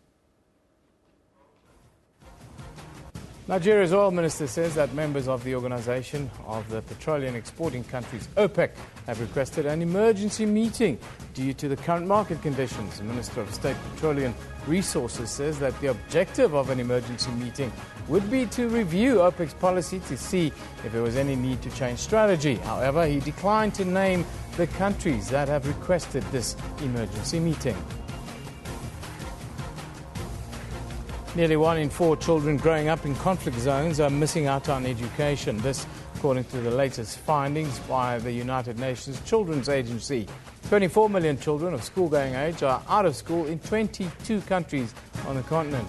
South Sudan, Niger, Sudan and Afghanistan are the worst affected areas. UNICEF's head of education, Joe Byrne, says that these children are at a high risk of abuse, exploitation and recruitment into armed groups. Meanwhile, 6 people have been killed in Sudan's Darfur region following 3 days of unrest there. Tensions erupted after an unidentified group attacked the village of Muli last week. Conflict has displaced large numbers of residents to the town of Al Junaina, where they protested the next day at the governor's office, leading to the closure of local businesses and schools. A joint United Nations and African Union peacekeeping mission went to the area to urge government to carry out investigations into the recent violence. Now, South Africa's power utility Eskom has reportedly agreed to release 300 megawatt from the national grid here in South Africa to help Zimbabwe that is suffering a power crunch. This amid reduced capacity caused by falling water levels at the Kariba Dam. The energy boost comes as China has reportedly agreed to release 16 billion rand for the refurbishment of Zimbabwe's Hwange thermal power station. The Zambezi River Authority has reduced its water allocation to Zimbabwe's power utility by a third, and the government is making frantic efforts to close the gap. A female entrepreneur in Nigeria is fast becoming one of the wealthiest people in that country after she started a dry fruit business there. At a factory in Nigeria's capital, Lagos, workers are packaging dried fruit to sell. A variety of fruits are later sold to Nigerians who want to have a healthier snack. 29-year-old Afyong Williams is on track to becoming one of Nigeria's youngest billionaires with her fruit processing company, Real Fruits. After working for a small business in South Africa, Williams returned to Nigeria to set up the snack and beverage company. Launched in 2012 with an initial investment of $100,000, the business has grown to employ 17 people. Using her personal funds as well as loans from family and friends, she started out running the business from home. Williams says she saw a gap in the market and decided to capitalize on the opportunity. I was actually attracted to this sector for a number of reasons. Firstly, I believe there's untapped opportunity in processing and value addition of raw materials.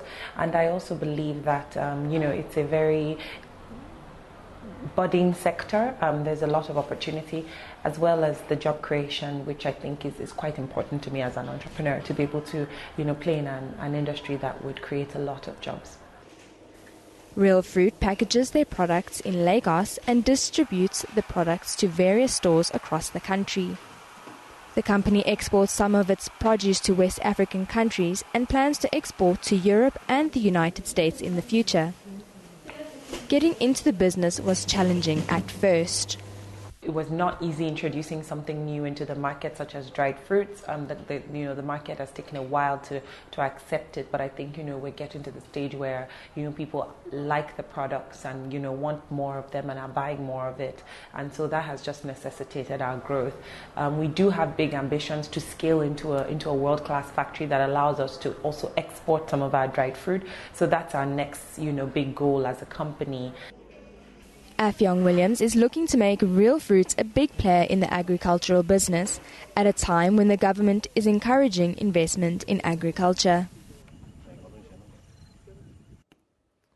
Now back here in South Africa, Transport Minister Dipuo Peters says 1,387 people died in road crashes over the festive season. That's 220 more than the previous year. The crashes happened between December and December the 1st, till January the 11th. And I think MEC Nkosi Malubani can actually tell you about being on a scene of a crash where 19 people had perished in a crash. 19 people in a minibus. So it tells you. And it also tells you about the emotional impact it has on our EMS, on our traffic officers, on the police, and all those role players. So I would want to say, before the Deputy Minister speaks on the law enforcement achievements, we are not going to rest up until we deal with the perpetrators. It is unfortunate that killing 19 people can be called culpable homicide. That is murder.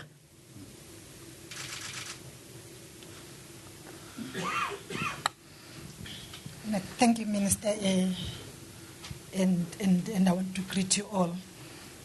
Indeed, as you asked the question, the Jacaranda representative, on the visibility and what it is that it's going to take for us to reduce crashes. There's a lot that we did during this festive season, and I just want to inform the people that are here that, for instance, we're able to stop 1.7 million vehicles on our roads nationwide, and of course we issued 593,648 notices. We suspended 5,710 vehicles, and of course we were able to screen drivers for alcohol, that is 743,000 of them. And we impounded 3,353 vehicles. We arrested 6,019 people for drunken driving. This is a problem. And I really want to emphasize this point. In the past years, we used to say when screening people for alcohol, women will account for only 2%. It increased to 38%. And I think now we're around 42%. And this is a problem, particularly because maybe I'm a woman, the minister is a woman too. We were not experiencing this problem. It is becoming a serious challenge when even our own women are drinking and driving. We are mothers, and I think it's important to say this. We give birth to children. We are responsible for our families. And if we drink and take our children into our cars and we do not care about that, it becomes a problem. I just want to mention this. So of these drunken drivers that we arrested, many are women as well. It used not to happen. It's a feature that is beginning to be very common in South Africa. Excessive speeding, we arrested 808. For other arrests, they accounted for 119. People that were driving without driving licenses were 68. Those that had vehicles overloaded were 310. Passengers that were overloaded, we arrested them at 245. And drivers with false documentations were 195. Those that were operating without permits or without operating permits, driving without operating permits, were 1,282. And this is the work that we did during this festive season. And it actually says, had we not been there, we could have had more figures. And the issue of attitude in South Africa is indeed a problem. You stop somebody, you can actually see, they can't even say, I am sorry. They don't see anything wrong in them driving at 207 kilometers per hour. They will actually tell you that I'm rushing because I'm late. That's what a young person said to us yesterday. That I'm rushing and I'm late, I'm rushing to a place and it's closing at 6 o'clock. And you say you should be early and drive at 120 kilometers on a national road. And anything less than that, if it is another road, you've got their speed limits there. They will be driving cars, one thing which I also saw as I was on the road, cars without number plates. Yeah. Without number plates and without any identification. So they are there, they can't be picked up by any whatever, and they're just driving at whatever speed. And these are the issues that we have to deal with. And I think the minister has actually said that we'll actually be engaging the Department of Justice on some of these things because we really need their cooperation. The rollout of ARTO will also depend on what the justice system is doing, and of course our subs, and of course ourselves. Thank you very much. Thank you, dear. The one of the operators, not of the operators of the MECs, the MEC of the Free State, was so embarrassed to be at the roadside and said, Deputy Minister, the woman is so visibly drunk, but the only thing is, please, please don't arrest me. What will my husband say? Concerned more about the husband than the children who were in the car with her. Because she's a danger to these children, but she doesn't realize it. She just wants to please the husband. The husband must not know that she was arrested for drunken driving. And I think it is important that we get the support from society. We as a department and transport fraternity are making our own inputs into the liquor policy that is being drafted by the Department of Trade and Industry, because it is important that we tighten the access to liquor. In South Africa, we drink. It's so embarrassing to be told that bottle stores in the townships, in our suburbs, have run out of liquor. It can't be. The culture of drinking needs to be curtailed, needs to be stopped. We can't behave as if we're the first people to discover this particular substance. And I think it is important that we also, and MECs, the Ministry of Health is going to help us with regard to this one, on the testing for other drugs-related substances, because we also found that in testing for drunken driving, we test for alcohol. We don't have the tool yet to test for other drugs. And that is one of the challenges that we have. And we are working with the Department of Health with regard to that. We are also finalizing the review of the road safety strategy. We will be taking it through cabinet, and after that, making it applicable to all our sectors. But we also, prior to taking it to cabinet, and I want the young people have been very active in our road safety. They must have their own share of input. If you look at the total figure of number of young people who perished, it tells you we cannot keep quiet whilst our young people are enjoying their life as if it is the end. We can't have the number of deaths as if we have gone through a war. This figure just gives an indication that there's been a war in this country, and there was no war. It is people who get into a means of transport to get to next point, only not to get to that next point.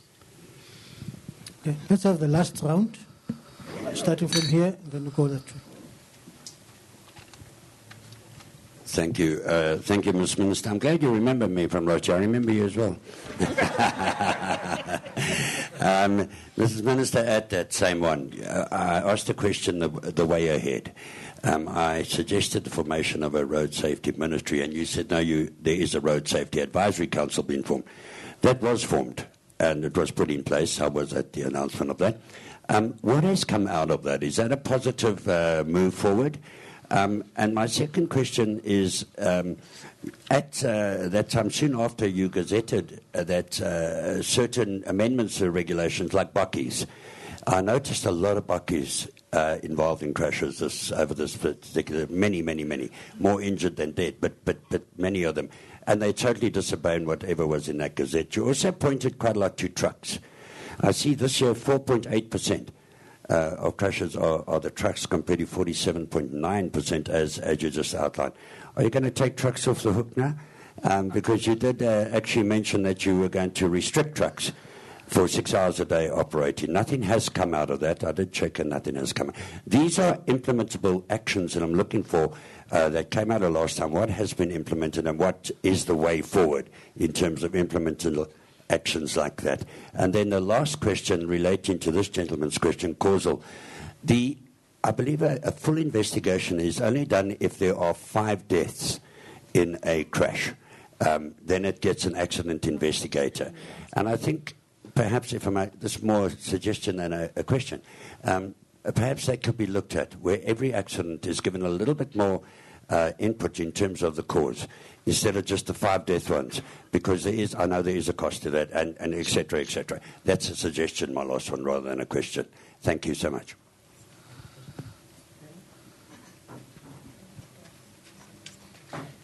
Good morning, Barry Bateman, Eyewitness News. I've got 2 questions. The first relates to the issue of moving violations. Now, MEC, you've said as well, you've noticed it, it's a significant problem. Minister, you noted as well, dangerous overtaking is a problem. And these are major contributing factors to the number of road deaths that we have. Now, one of the criticisms of our authorities is that there's too much focus on speeding. You have a policeman who sits behind a camera and just traps all day. And, of course, then we have roadblocks. It's quite easy to set up a roadblock and trap. While conceding that we have a serious problem with moving violations, I don't see any stats in these figures you released today of any successes related to moving violations. Where are the people we've arrested for these moving violations, and why aren't they reflected in these statistics if they are such a problem as you claim? The other relates to the comments made by Mr. Majavu in the issue related to the bail. It's too easy for people to get bail. You, as an attorney, know quite well that bail is simply a mechanism to ensure an accused presents himself to court. Why is the RTMC advocating using bail as a mechanism to punish drivers, as opposed to simply ensuring that they appear in court? How is that lawful and constitutional? Thank you. Maybe we must take these questions. I'm calling 2 people here. The one is the representative of SALGA, to speak to the too much focus on speeding and the hiding behind bushes and bridges. Salga will answer that one. The issue related to the regulations that we are working on, Mr. Fuchani from the Roads Branch will respond to that one. And the CEO will also speak to the issues, or Ndate Majavu will speak to Majavu will speak to the bail as mechanism. The Road Safety Advisory Council, the CEO of RTMC will speak to that. But I just want to speak to the full investigation. In the statement, I gave an indication that as opposed to the way in which other countries do their dealing with road safety and dealing with fatalities and crashes, we focus on a holistic picture. We look at everything, pedestrians, rural, suburban, plus the national and provincial roads. So for us, the determination for investigating the 4 or 5 deaths has not been applicable in South Africa. Any death on our road, we investigate it. Well, that's the Transport Minister here in South Africa, Dipuo Peters, talking about a real big increase in road fatalities here in South Africa over the festive season. 14% up. That's 220 more deaths on the roads, despite all the money being thrown at the road safety campaigns that we've seen here in South Africa in recent times. We'll be back at the top of the next hour with another update. We'll see you then.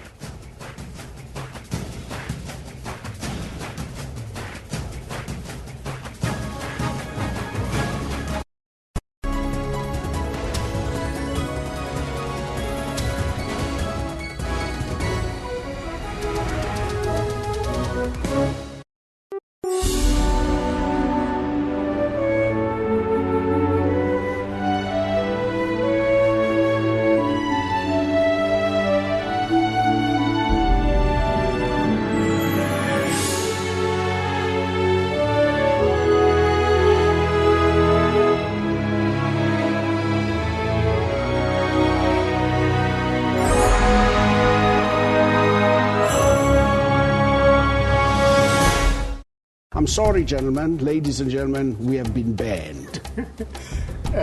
It didn't happen to me on that day because I was already in jail when it happened.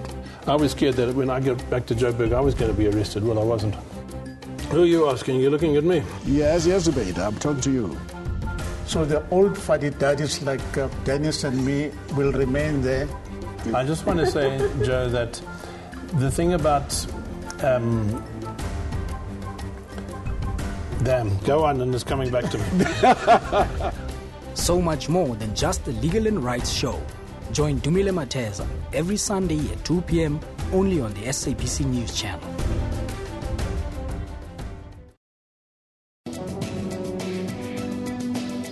Health Talk looks into the increase of suicide and symptoms leading to suicide. The death wish grows when you go into depression after a lot of stress. And often when we talk about suicide, we don't talk about a person wanting to stop living, but rather wanting to stop living in pain.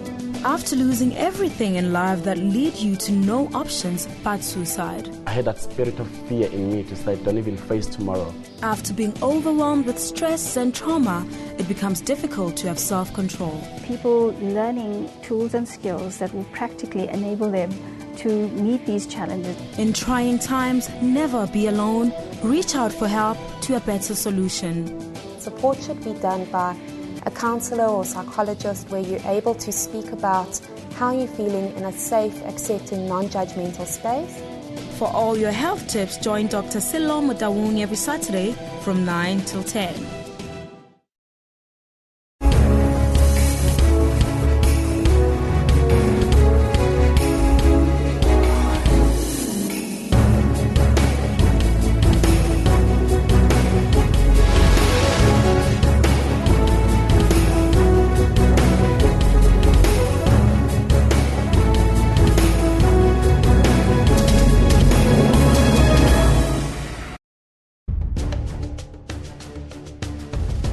Are you saying the king must go to jail? You are not royal blood, therefore you are going to serve time on behalf of the king.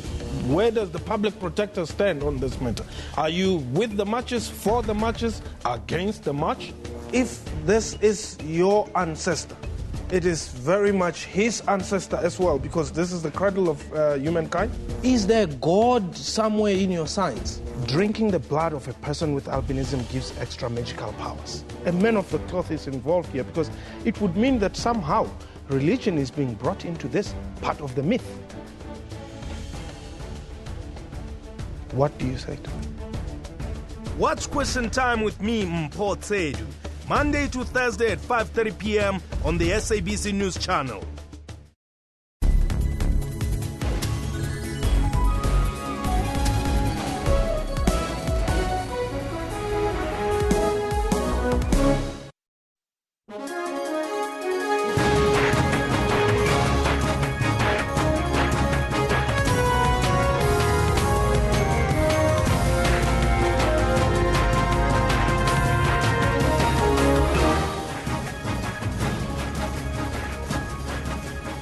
It's 1100 hours Central Africa time on this Tuesday, the 12th of January 2016.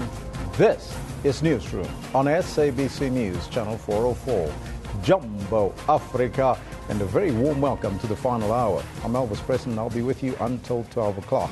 You have to stay with us as we broadcast live from our Auckland Park studios, Johannesburg, South Africa, to the rest of the African continent.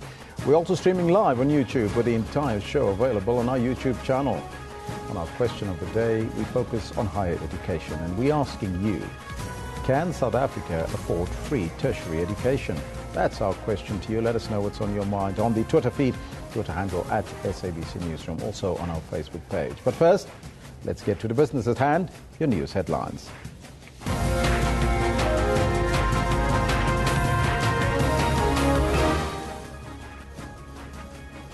The Minister of Transport says there has been an increase in road fatal crashes in 2015 compared to the 2014 festive season.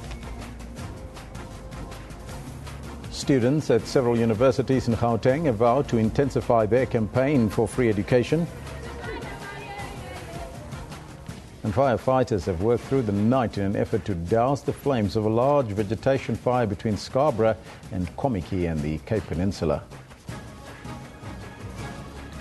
Now, those are all your headlines, but first, before we get there, let's find out from Kendall Makamate what's happening on the sports front. Good morning, Elvis. Quite a lot happening on the sports front, most of it happening last night, and a little bit of a preview to what's happening tomorrow. But before I get into that, let me say good morning to you as well. If you've just joined us, this is what we have in the sports today.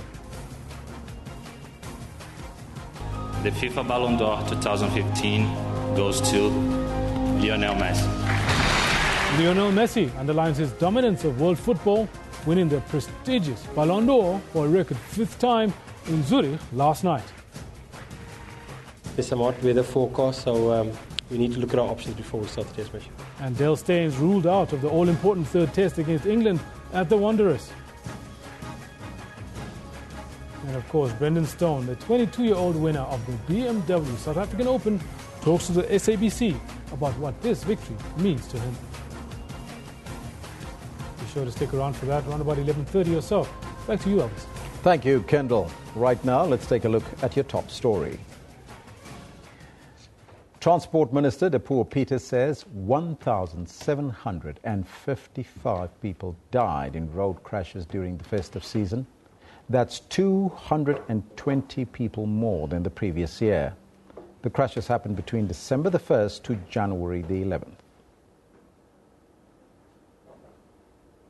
In the period between the 1st of December and January 11 of 2016, the 1,387 fatal crashes experienced on the roads represents an 11% increase in the number of crashes compared to the 2014 festive season, where 1,253 crashes were recorded. The situation could have been more bleak had we not intensified our interventions and heightened our visibility. In the period under review, we have stopped and checked 1.7 million vehicles, arrested over 6,000 motorists for drunken driving, 808 for excessive speeding, and discontinued 5,710 vehicles for being unroadworthy, and 419 for various traffic violations. invariably the fatalities increased by 220, which is 14% from the same period last year. That means it is 1,535 over the same period in the previous year to 1,755. Remember, Mr. Zwane gave an indication that we are covering the period from the 1st of December 2015 to the 11th of January 2016, whilst last year we covered 1st December to the 5th of January. Ladies and gentlemen, KwaZulu-Natal is the only province that recorded a decline in the percentage of fatalities by 2%.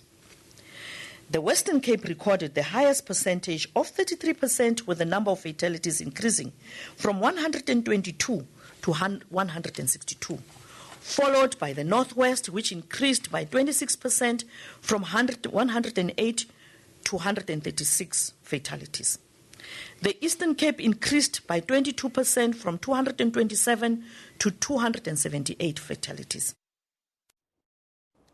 Fatal crashes that. Now students at several universities in Gauteng have vowed to intensify their campaign for free education. Yesterday, the registration process was interrupted at Wits University, while at the University of Johannesburg, students attempted to block access to Kingsway campus. In Pretoria, police fired stun grenades at protesting UNISA students who were demanding an end to the outsourcing of cleaning staff. Higher Education Minister Bladen Zimande is expected to meet with student leaders on Thursday. The meeting comes as several universities warn students to register telephonically or online after the fees must fall protests resurfaced. Government announced a 17 billion rand financial package to support students and has asked student leaders to suspend the protest.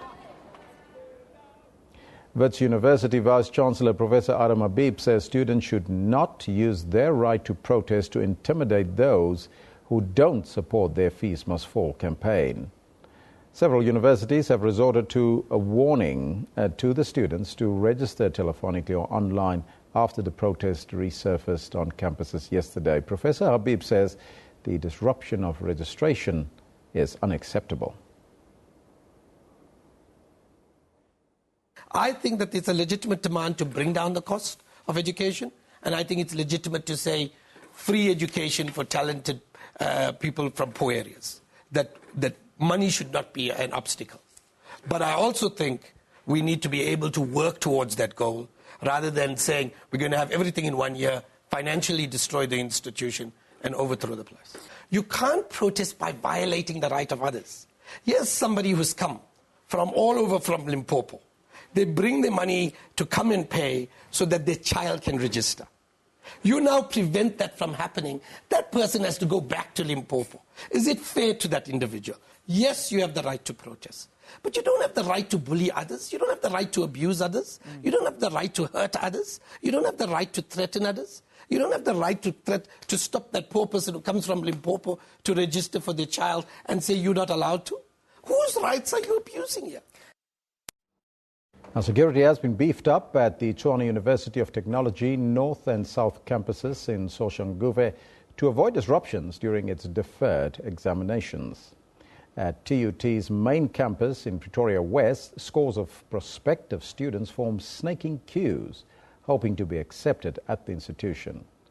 But only those with acceptance and orientation letters were allowed to gain entrance. Management urged students not to walk in but to use the online platforms to check for available space. Now, for more on this, we're joined by the Deputy Vice-Chancellor of Teaching and Learning at the Tshwane University of Technology, Professor Stanley Mukola. Professor, very good morning to you and welcome. Good morning, Elvis, and to our viewers out there. Thank you very much for inviting me to address you. First and foremostly, Professor, inform us the exams. They started yesterday. How did it go? Thank you very, very much, Elvis. Soshanguve campus, indeed, examination started yesterday. About 5,000 students took exam, both Section 1, Section 2. At the moment, things are going very, very well. We are very excited that now students are able to actually to carry up their mandate of studying and come back now to write examinations, which will be completed by the 29th of January this month. Now, there was some tensions last year during the course or the end of last year. What is happening today? Any disruptions as yet? So far, Elvis, everything is going very, very well in all our campuses. I spent almost last week in Soshanguve and yesterday, of course, because our exams were starting. And I'm now today in Pretoria. Things are going very, very well. Our students are behaving. Those who are trying to come in for walk-in, we are discouraging them to go back and do it online. But those who are admitted, like the student for engineering who started with the orientation yesterday, I'm quite excited to see that everything is really going very, very well as we planned it last year. Now, there are reports of snaking queues of students who want to register, and there has been a talk about a particular strike. What are the chances of the examinations being completed as scheduled, Professor? I'm pretty certain, talking to the students themselves, that now examination will actually not be interrupted until we finish our exams. I can also report that, Elvis, that now even Pretoria and other campuses like in Polokwane, Emalahleni and Bombela, yesterday they started their re-examination, those who actually failed last year. So thus far, I'm pretty sure that now with the support of our SRCs and our students in general, things are going pretty well. And there's no disruptions with regards to the registration of the new students because you asked them to go online. Yes, there's no disruption at all because now this is not actually new for our students. We have been doing this online for some years now, and students actually know the procedure to follow in order to register online. So we are sure that now by the 25th of January this month, we'll be starting with our classes without any interruption. Are you surprised that you haven't seen the Fees Must Fall campaign taking place at your campuses? Thus far, we are really happy because now, remember, the government is coming on board here. They are assisting us. I can split the report to say and thank the government for that fact that now the amount that government gave us for the increase that we planned last year is about 149 million rands. And we'll soon receive the amount that they promised us before the end of this month, and the amount that will come later in March will actually assist us and our students to carry on with their education. We really want to urge students who are really able to pay, to continue paying, because now we cannot offer education without any finances. That is impossible. So what would be then the solution? Because I have a sense that you might be confronted with that question as soon as the students return. Elvis, there was an interruption. I couldn't pick up the... What would be the solution to the impasse, Professor? Because I can guarantee you that you might be confronted with that challenge. There's an interference. I can't hear the question properly. Well, let's try again, Professor. Can you hear me now? I can hear you now. Right. You might be confronted with this particular question as soon as all the students return in terms of these fees must fall. What would be your solution to that answer? Or to the question, rather? No, we are going to sit with our student, Elvis, and impress on them that indeed there's no more increase as planned by government last year. But for the students who are owing the university, we want to impress on them to actually simply pay the university because we need to survive the university. We are also trying to impress on our student, Elvis, to say, for the initial payment, we, the university, actually request 1,500. It's the lowest amount for all universities. I can tell you as TUT, we have actually not increased this money for initial payment, which form part of the tuition fee for the past 11 years. So we really say, for us now to survive, they must support us now to really, for them to register initially. Those who are able to register, really do so. But what we can say, students with NSFAS are not required to pay any initial amount. So those will simply come and register straight away. That sounds very reasonable, Professor, and I hope that everything play out very nicely at your university at TUT. Thank you very much, Elvis. Now we really hope then say we want the support of the public because education is important for our young people to take this country forward. Thank you, Professor. That was the Tshwane University of Technology, Professor Stanley Mukola. He is the Deputy Vice-Chancellor chatting to us, and it seems like it's all quiet at TUT. Other universities not so lucky. Fees must fall. Continue. We're also asking you a very important question today, because that is the question, that is the fight that's currently happening with the students and, of course, the universities. We're asking you, do you think that we as South Africans, that we can afford free tertiary education? here in this country? Where will the money come from? Well, we'll find out from you as we take a look at our comments a little bit later. You can do so on the Twitter feed at SABC Newsroom. You can also do so on the Facebook page. Meanwhile, another developing story. Firefighters have worked through the night in an effort to douse the flames of a large vegetation fire between Scarborough and Komiki in the Cape Peninsula. 200 firefighters spent most of yesterday and overnight fighting the flames. At least 20 informal structures were gutted after a raging vegetation fire spread to the Rasta camp area in Ocean View. A large contingent of firefighters will remain in the area today.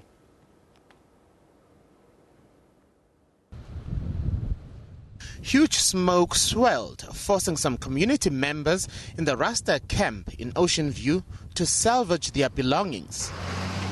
Firefighters battled the flames, which were being fanned by heavy winds. A large contingent will also be spending the day trying to quell pockets of flames. It's still unclear what started the fire.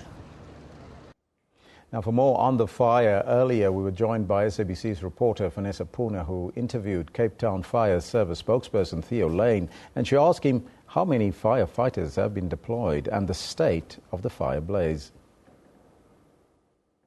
This morning we will maintain a presence with about 3 fire engines and 2 water tankers. They will remain on scene throughout the day, and they will be doing the monitoring for any hotspots and any flare-ups that should occur. Should the flare-ups be major, we will call in the assistance of aerial support, that is the helicopters that we used yesterday. Now, we see that the weather still remains windy and very hot. Where is this fire? It has been contained, but where are the hotspots still with regards to this fire? The hotspots are still all the way from Radial, where the fire started yesterday, and all the way to Misty Cliff, Scarborough, and in Ocean View, where we are now. So we have placed the vehicles in the entire burn area, and they will monitor for those hotspots. You said to me earlier on it's too soon to gauge exactly what the extent of this fire is. But early this morning, speaking to the community of Rasta Camp, not happy about the kind of service delivered to them, saying that the response was tardy. Could you react to those allegations made by the community? The moment that we noticed that the structures were in danger, we had pooled resources from all the areas, Scarborough, Misty Cliffs, as well as Radial, to come and assist with the protection of the properties that is in the Rasta Camp area. The area is inaccessible to conventional firefighting vehicles, so we had to pull the specialized vehicles, the 4x4 off-road fire tenders, to that to come and assist. So in all, we had basically half of the firefighting crew that was on this entire fire ground that had come to the Rasta camp to ensure that we can extinguish the fire as quickly as possible and protect as many of the properties as possible. Well, that's your news for now. Eben is up next after the break with your regular regional slot.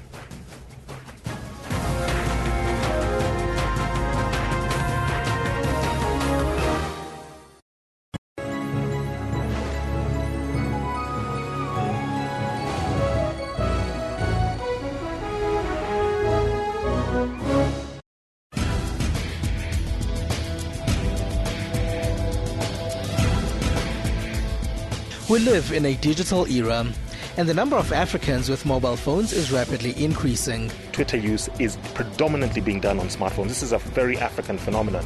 Here, there are constantly new innovative ways to make the internet more affordable. With that, we're seeing protests against governments proposing methods to limit access.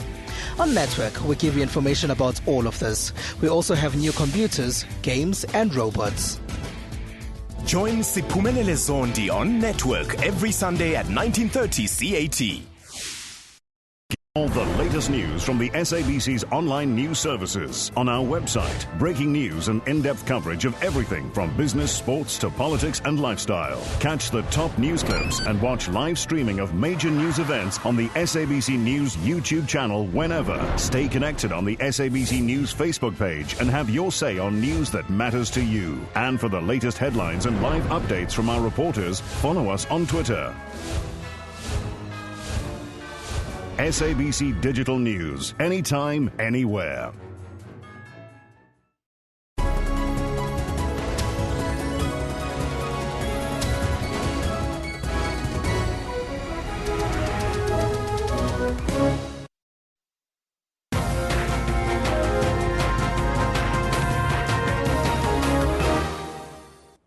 Hello again, you're still with Newsroom here on SABC News. Time for us now to shift our focus to what is happening around the regions here in South Africa now. The District Director of Health in Namaqualand, Leonard de Jong, and staff in the Finance Department have been suspended. They were reportedly suspended because of financial irregularities. Services are now being affected. Telephone lines at the departments have also been cut. Some patients who were supposed to travel to Bloemfontein couldn't because of this problem.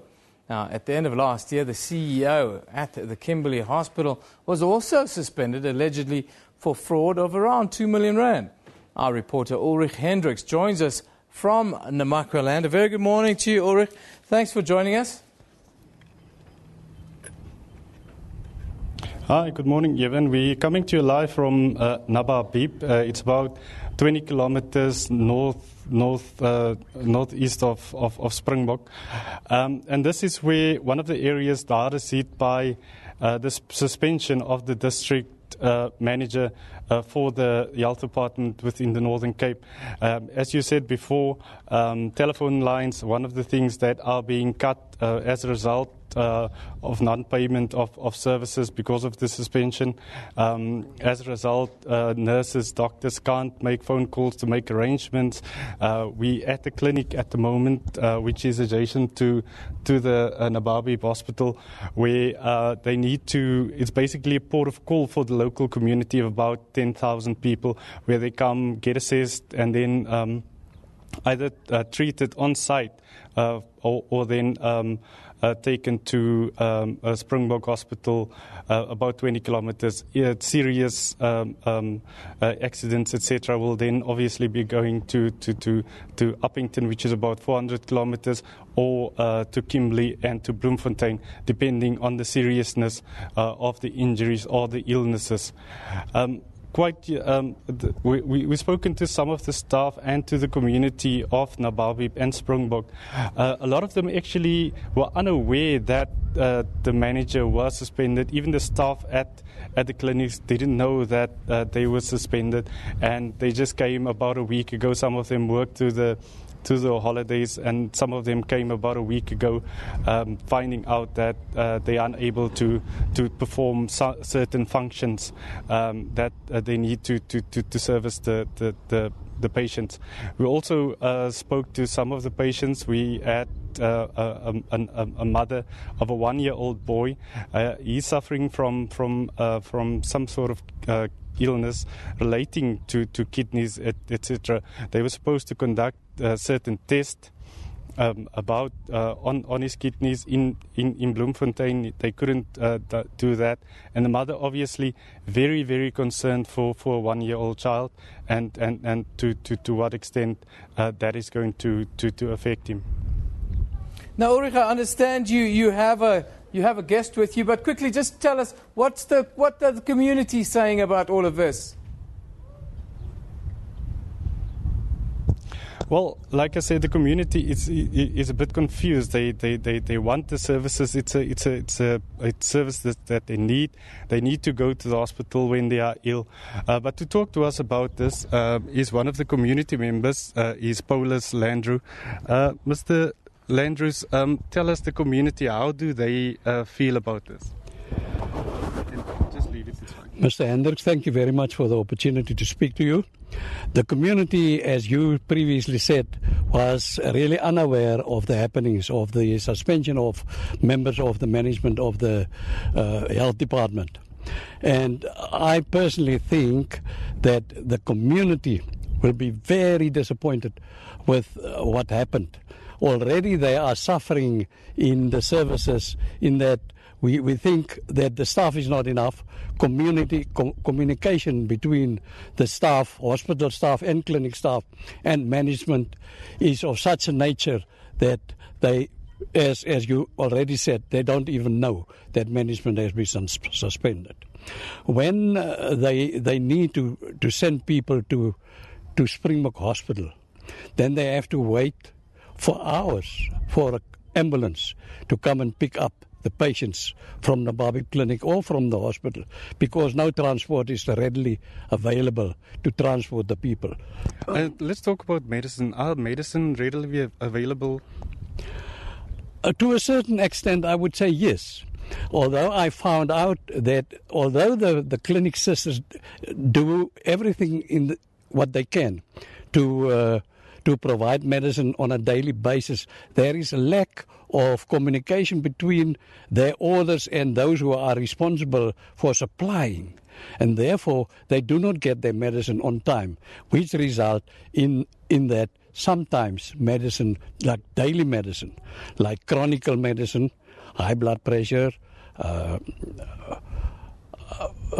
sugar tablets, water tablets, are not always readily available.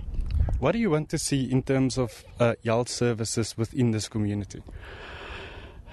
You know, Mr. Hendricks, a year or more than a year ago, there was talks that the hospital will be upgraded. Now it's a community center, community health center. It was a prosperous hospital, but it has never been done. There's not enough place to house, let's say, 4 people, and they are not allowed to keep people here. They must immediately send people to Springbok because they are understaffed. There's not enough beds. What we would like to see, actually, and that's our desire, that the hospital at Nababib, since the closing down of OCC, who were responsible for the hospital and all services in Nababib, since they closed down, everything went down. And the hospital, actually the community has not decreased. I had a feeling that the community increased, but the hospital has been decreased. The hospital has been, since it was a hospital, has now become a community center.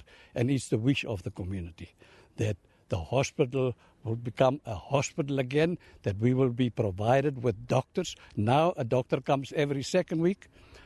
On very rare occasions, a doctor comes from Springbok once a week. There is a local doctor also who attend to the clinic on Mondays, only one day at a week for about 4 hours. So the health services more affected than and also that there's a history of health services delivery within the community. We earlier spoke to the MEC of Health in the Northern Cape, Meg Jack. He told us that they needed to suspend these officials because they were losing in the region of 250 million rand due to corrupt practices, fraud with regards to buying and to tender processes. He says that they will be meeting with the various communities early next week to basically come in and to tell them what's going to happen. An acting manager has been appointed for the Namaqualand area to sort of straighten things out at the moment, but a high-level political delegation will visit the area next week to come and talk to the people and to map a way forward. Jeben? Ulrich, thank you very much for that update. That is Ulrich Hendricks coming to you live from Nababib. He says in Namaqualand, that's in the Northern Cape, of course, irregularities or fraud allegations within the health department there in the province. Now we move to Potchefstroom. Leaders of various political parties contesting the Tlokwe by-election taking place on the 24th of February will sign an electoral code of conduct in the town of Potchefstroom today. Late last year, the Constitutional Court ruled in favour of independent candidates after they queried the manner in which the 2013 by-elections were conducted. Now, our reporter Selo Tatai, he's in Potchefstroom at the signing of this document. He managed to speak to the IEC spokesperson, Kate Bapela. We are coming to you from Potchefstroom in the Northwest Province, where different political organizations will be signing an electoral code. This issue dates as far back as 2013.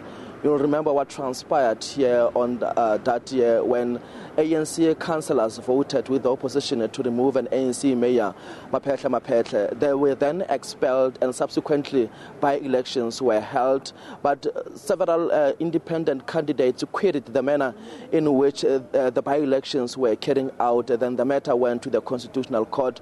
One might say that the Constitutional Court ruled in their favor, instructing the IEC to hold fresh by-elections elections in 90 days. Now, as I explained earlier on about today's activities, we are joined by IEC spokesperson Kate Bapela. Kate, good morning and how are you? Good morning, Daddy. Briefly tell us, what is expected to happen today? Today, political parties that will be contesting the by-elections, the Tlokwe by-elections, on the 24th of February, will be signing what you call the Electoral Code of Conduct, just to ensure that all of us play by the rules when that day comes through. Previously, the IEC has been criticized for not adhering to the Electoral Act, given what transpired here in 2013. And the matter, as I explained earlier on, went to the Constitutional Court. How sure are you that this time around you're going to carry out your constitutional mandate as expected? Do you have any measures in place and programs in place to see to it that what happened in 2013 is averted? Yes, we have measures that we've put in place, especially now we've just come out of the voter registration weekend in Tlokwe, in all the 7 wards that will be contesting the by-elections. What is critical is that the major point is around the proof of residence for all the voters that are registering to be voting on the 24th of February. What we have done, we've put together a very intensive plan. One of the measures that we've instituted is that we have appointed electoral staff that resides in that particular area in all the wards that are contesting elections. People that are working in those voting stations are the local people. And secondly, we've intensified the training of our officials, one of the key points being map reading skills, so that when someone looks at a map, if someone is giving you an address, you can be able to know that in that street or in that area, there is what this person claims there is in terms of a landmark, for instance. And the other important thing is that there's a form that we've brought in terms of ensuring that we're getting proper addresses, because sometimes people give addresses or they move from one ward to the other and they don't necessarily reside in that ward. So what the affirmation form says that as a registered voter, I'm taking the responsibility of giving IEC a correct address, and in the event that the address is not correct, it actually constitutes a criminal offence. And for us, there's a very major step whereby we don't have people moving from one ward to the other. That has been the biggest problem. People move from one ward to the other, and by the time when we get to the actual voting day, you're sitting with people who are crisscrossing wards, and that cannot be allowed, because what it does, it compromises the quality of our elections. So those are the key measures that we have taken, and also our election staff are in every voting station in Tlokwe when we move into the 24th of February. We have doubled our efforts. Not only will the local officials be working, but also our senior officials will be in every voting station to ensure that in the event where there's a problem, in the event that we pick up there's a movement that makes us uncomfortable, or that people we think that there's additional people who are not supposed to be in that voting station, immediately there and there will be able to act and ensure that that matter has been corrected. So really, in simpler terms, all force are out for the 24th of February. Okay. The proof of res is a bone of contention, and it is one of the things that came out strongly when the Constitutional Court made its ruling. Are you guaranteeing that this time around all of those nitty-gritties will have been solved going into the by-elections? We work very closely with political party. There's a structure called Political Party Liaison Committee. It's where the provincial electoral officer for Northwest, Dr. Tiba, will sit with political parties. They'll agree on the rules of the game. I think for me that is very, very important, so that if someone agrees with the rules of the game, you cannot breach them. And we're saying that as IEC, we're saying the community of Tlokwe, it's up to them to provide the correct information to the IEC. We don't want to be pushed to take legal steps. We don't want to be forced to get people arrested because people are not being honest. Remember, elections, it's a collective effort. We as the IEC will provide the machinery for running the election. We expect communities to bring the correct identification document. We expect political parties, when they campaign, to inform their supporters that these are the rules of the game. So if all of us comply with the rules of the game, we comply as the IEC, as the principal holder of the whole machinery. If we comply, political parties comply, our voters comply, we are sure that when we come out of the by-elections of Tlokwe on the 24th of February, all the parties concerned will be receiving the results that are due to them. How many political parties are contesting this by-elections? We've got 6 political parties and 7 independent candidates. And then this will definitely, you'll be meeting some of them as we move towards the signing of the Code of Conduct later this morning. Okay. Thanks very much. That was Kate Papela, spokesperson of the IEC from here in Potchefstroom in the Northwest Province. It's back to you guys in the studio. Yeah, that was Sela Tata. Thanks to Sela for doing that interview for us. Very interesting. The developments in the Tlokwe municipality, of course. Sports is up next with Kendall. Let's go straight to the sports desk.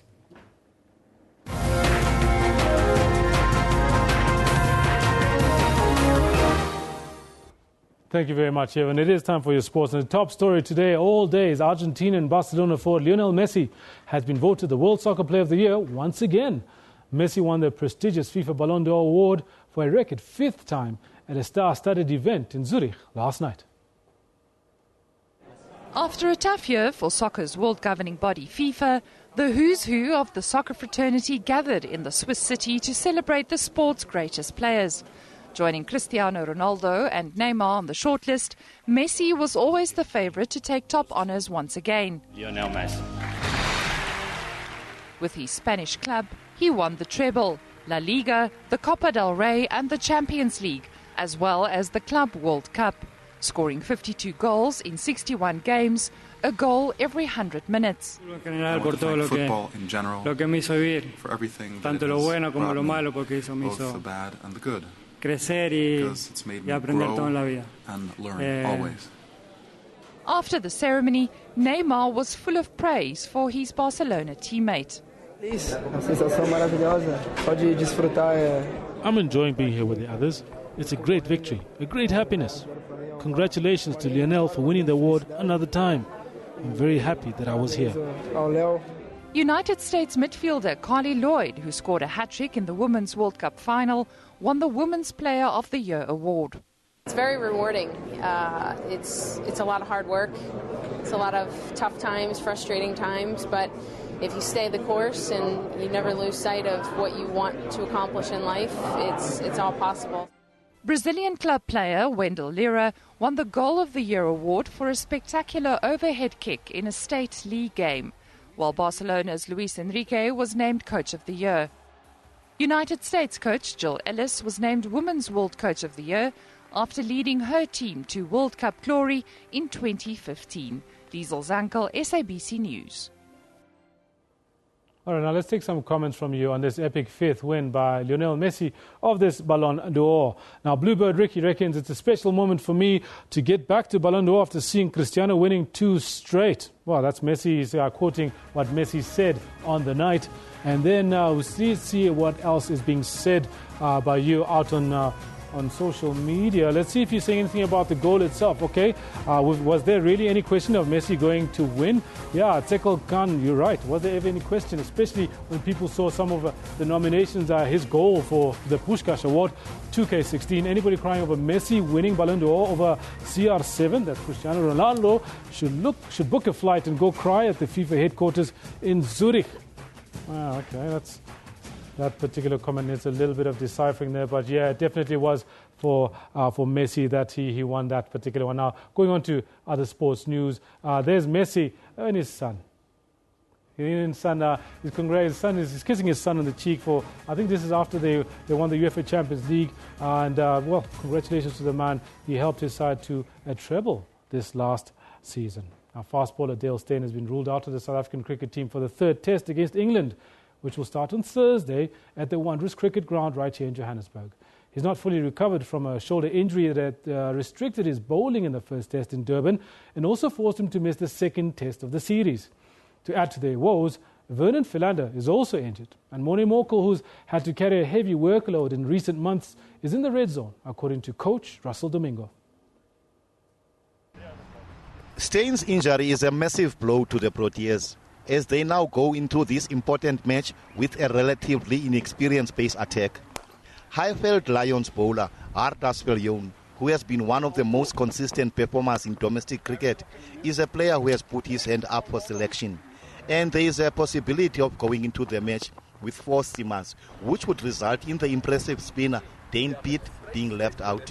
We'll have a look. I'll need to chat to the selectors over the next couple of days. Once we get close to the test, there's still 3 days to go, so there's some hot weather forecast, so we need to look at our options before we start the test match. Wanderers has not staged a test match for almost 2 years, but results are the norm at this ground. We're balancing a pitch that I prepared.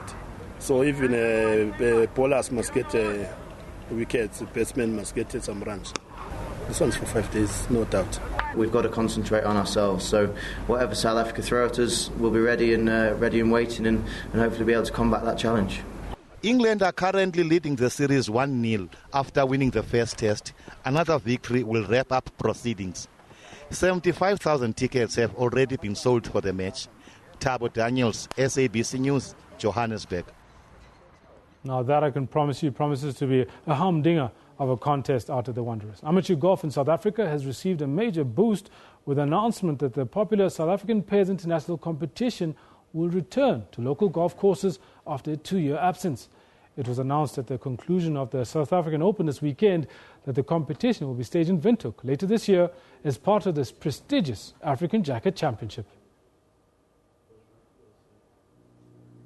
The Namibian capital, Windhoek, will host the SA International Pairs Championships in June this year in a move which is seen as a major boost for amateur golf in South Africa. Golf RSA announced the new partnership with Namibian Breweries Limited that will bring the popular International Pairs Tournament to all golf clubs in South Africa. The Windhoek Lager International Pairs tees off in early 2016 and gives affiliated golfers a chance to play their way into a national final hosted in Windhoek, Namibia. With the international pairs, it is an international competition. It's probably the best international competition in the world on the moment for players with a handicap.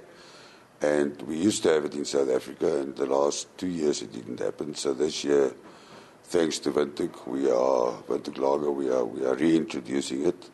Former SA Open golf champion Trevor Dodds and arguably Namibia's greatest ever golfer is the ambassador of African Jacket Golf Championship.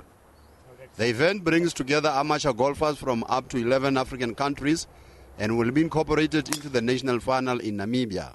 It's amazing that they're actually going to play the South African international pairs in Windhoek. It's their final event, and then obviously I think they go off to Spain after that, the winner. But it just shows you how the whole Southern Africa is getting drawn into golf and what it means for amateur golf to have somebody like Windhoek Lager involved. The pairs winner will go on to represent South Africa at the World Championship in Spain towards the end of the year. Pesinka to SABC News. Now, Peugeot driver Carlos Sainz pulled ahead of his competitors on stage 8 of the Dakar rally, while rider Toby Price won the stage and took the overall bike lead.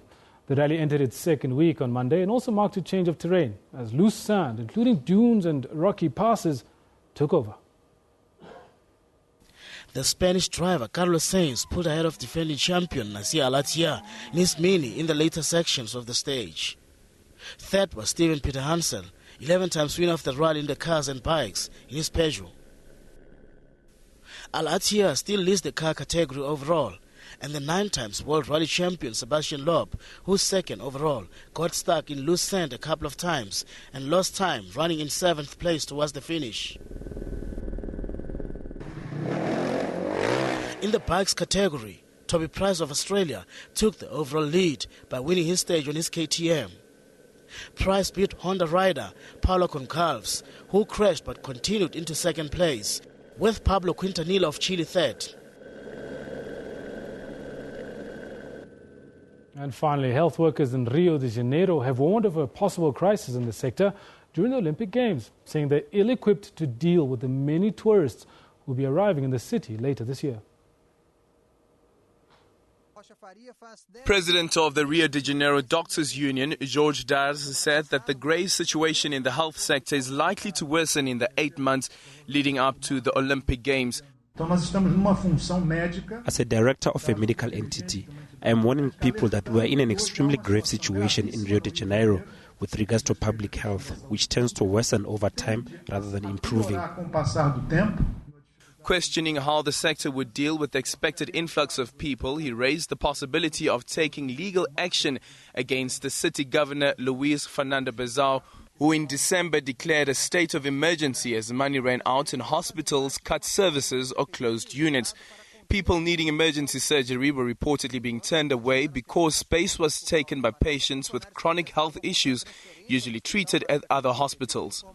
If we are already in a grave situation, which has caused great worry, has caused illness to worsen, has left people to die, if we already have this with the existing population in Rio de Janeiro, how will we attend to a much greater number of people?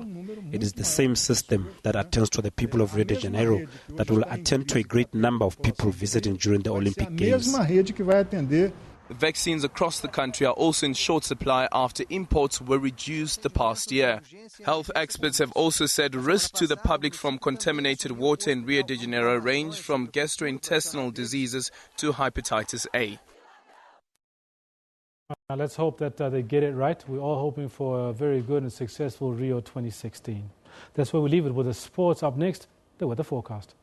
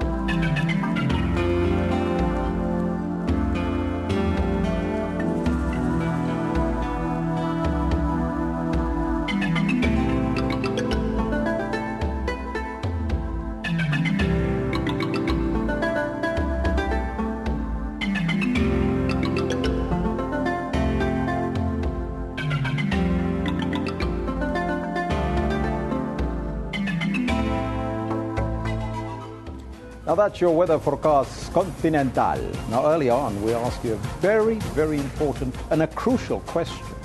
Can South Africa afford free tertiary education? And here are some of your comments.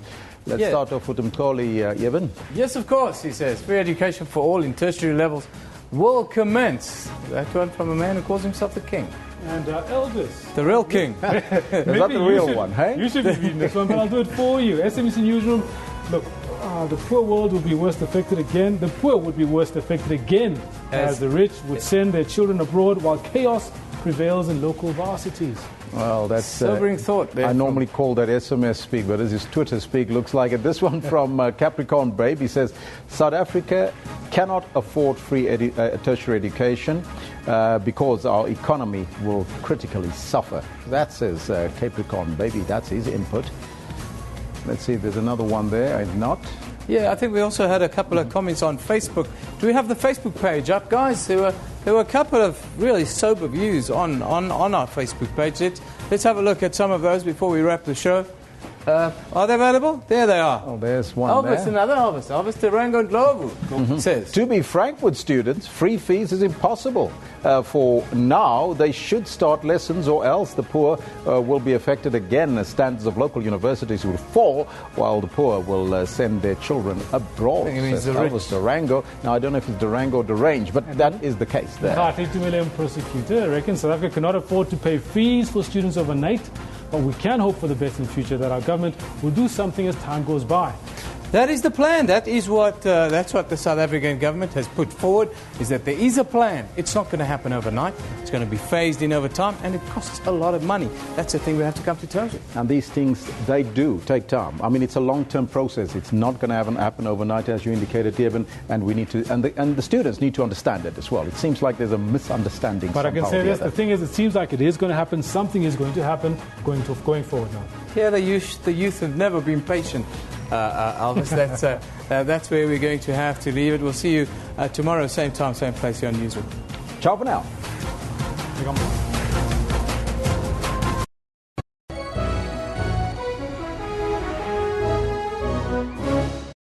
Very good afternoon. You're watching the Midday Report. Lunchtime news amplified. But for now, this is what they call home.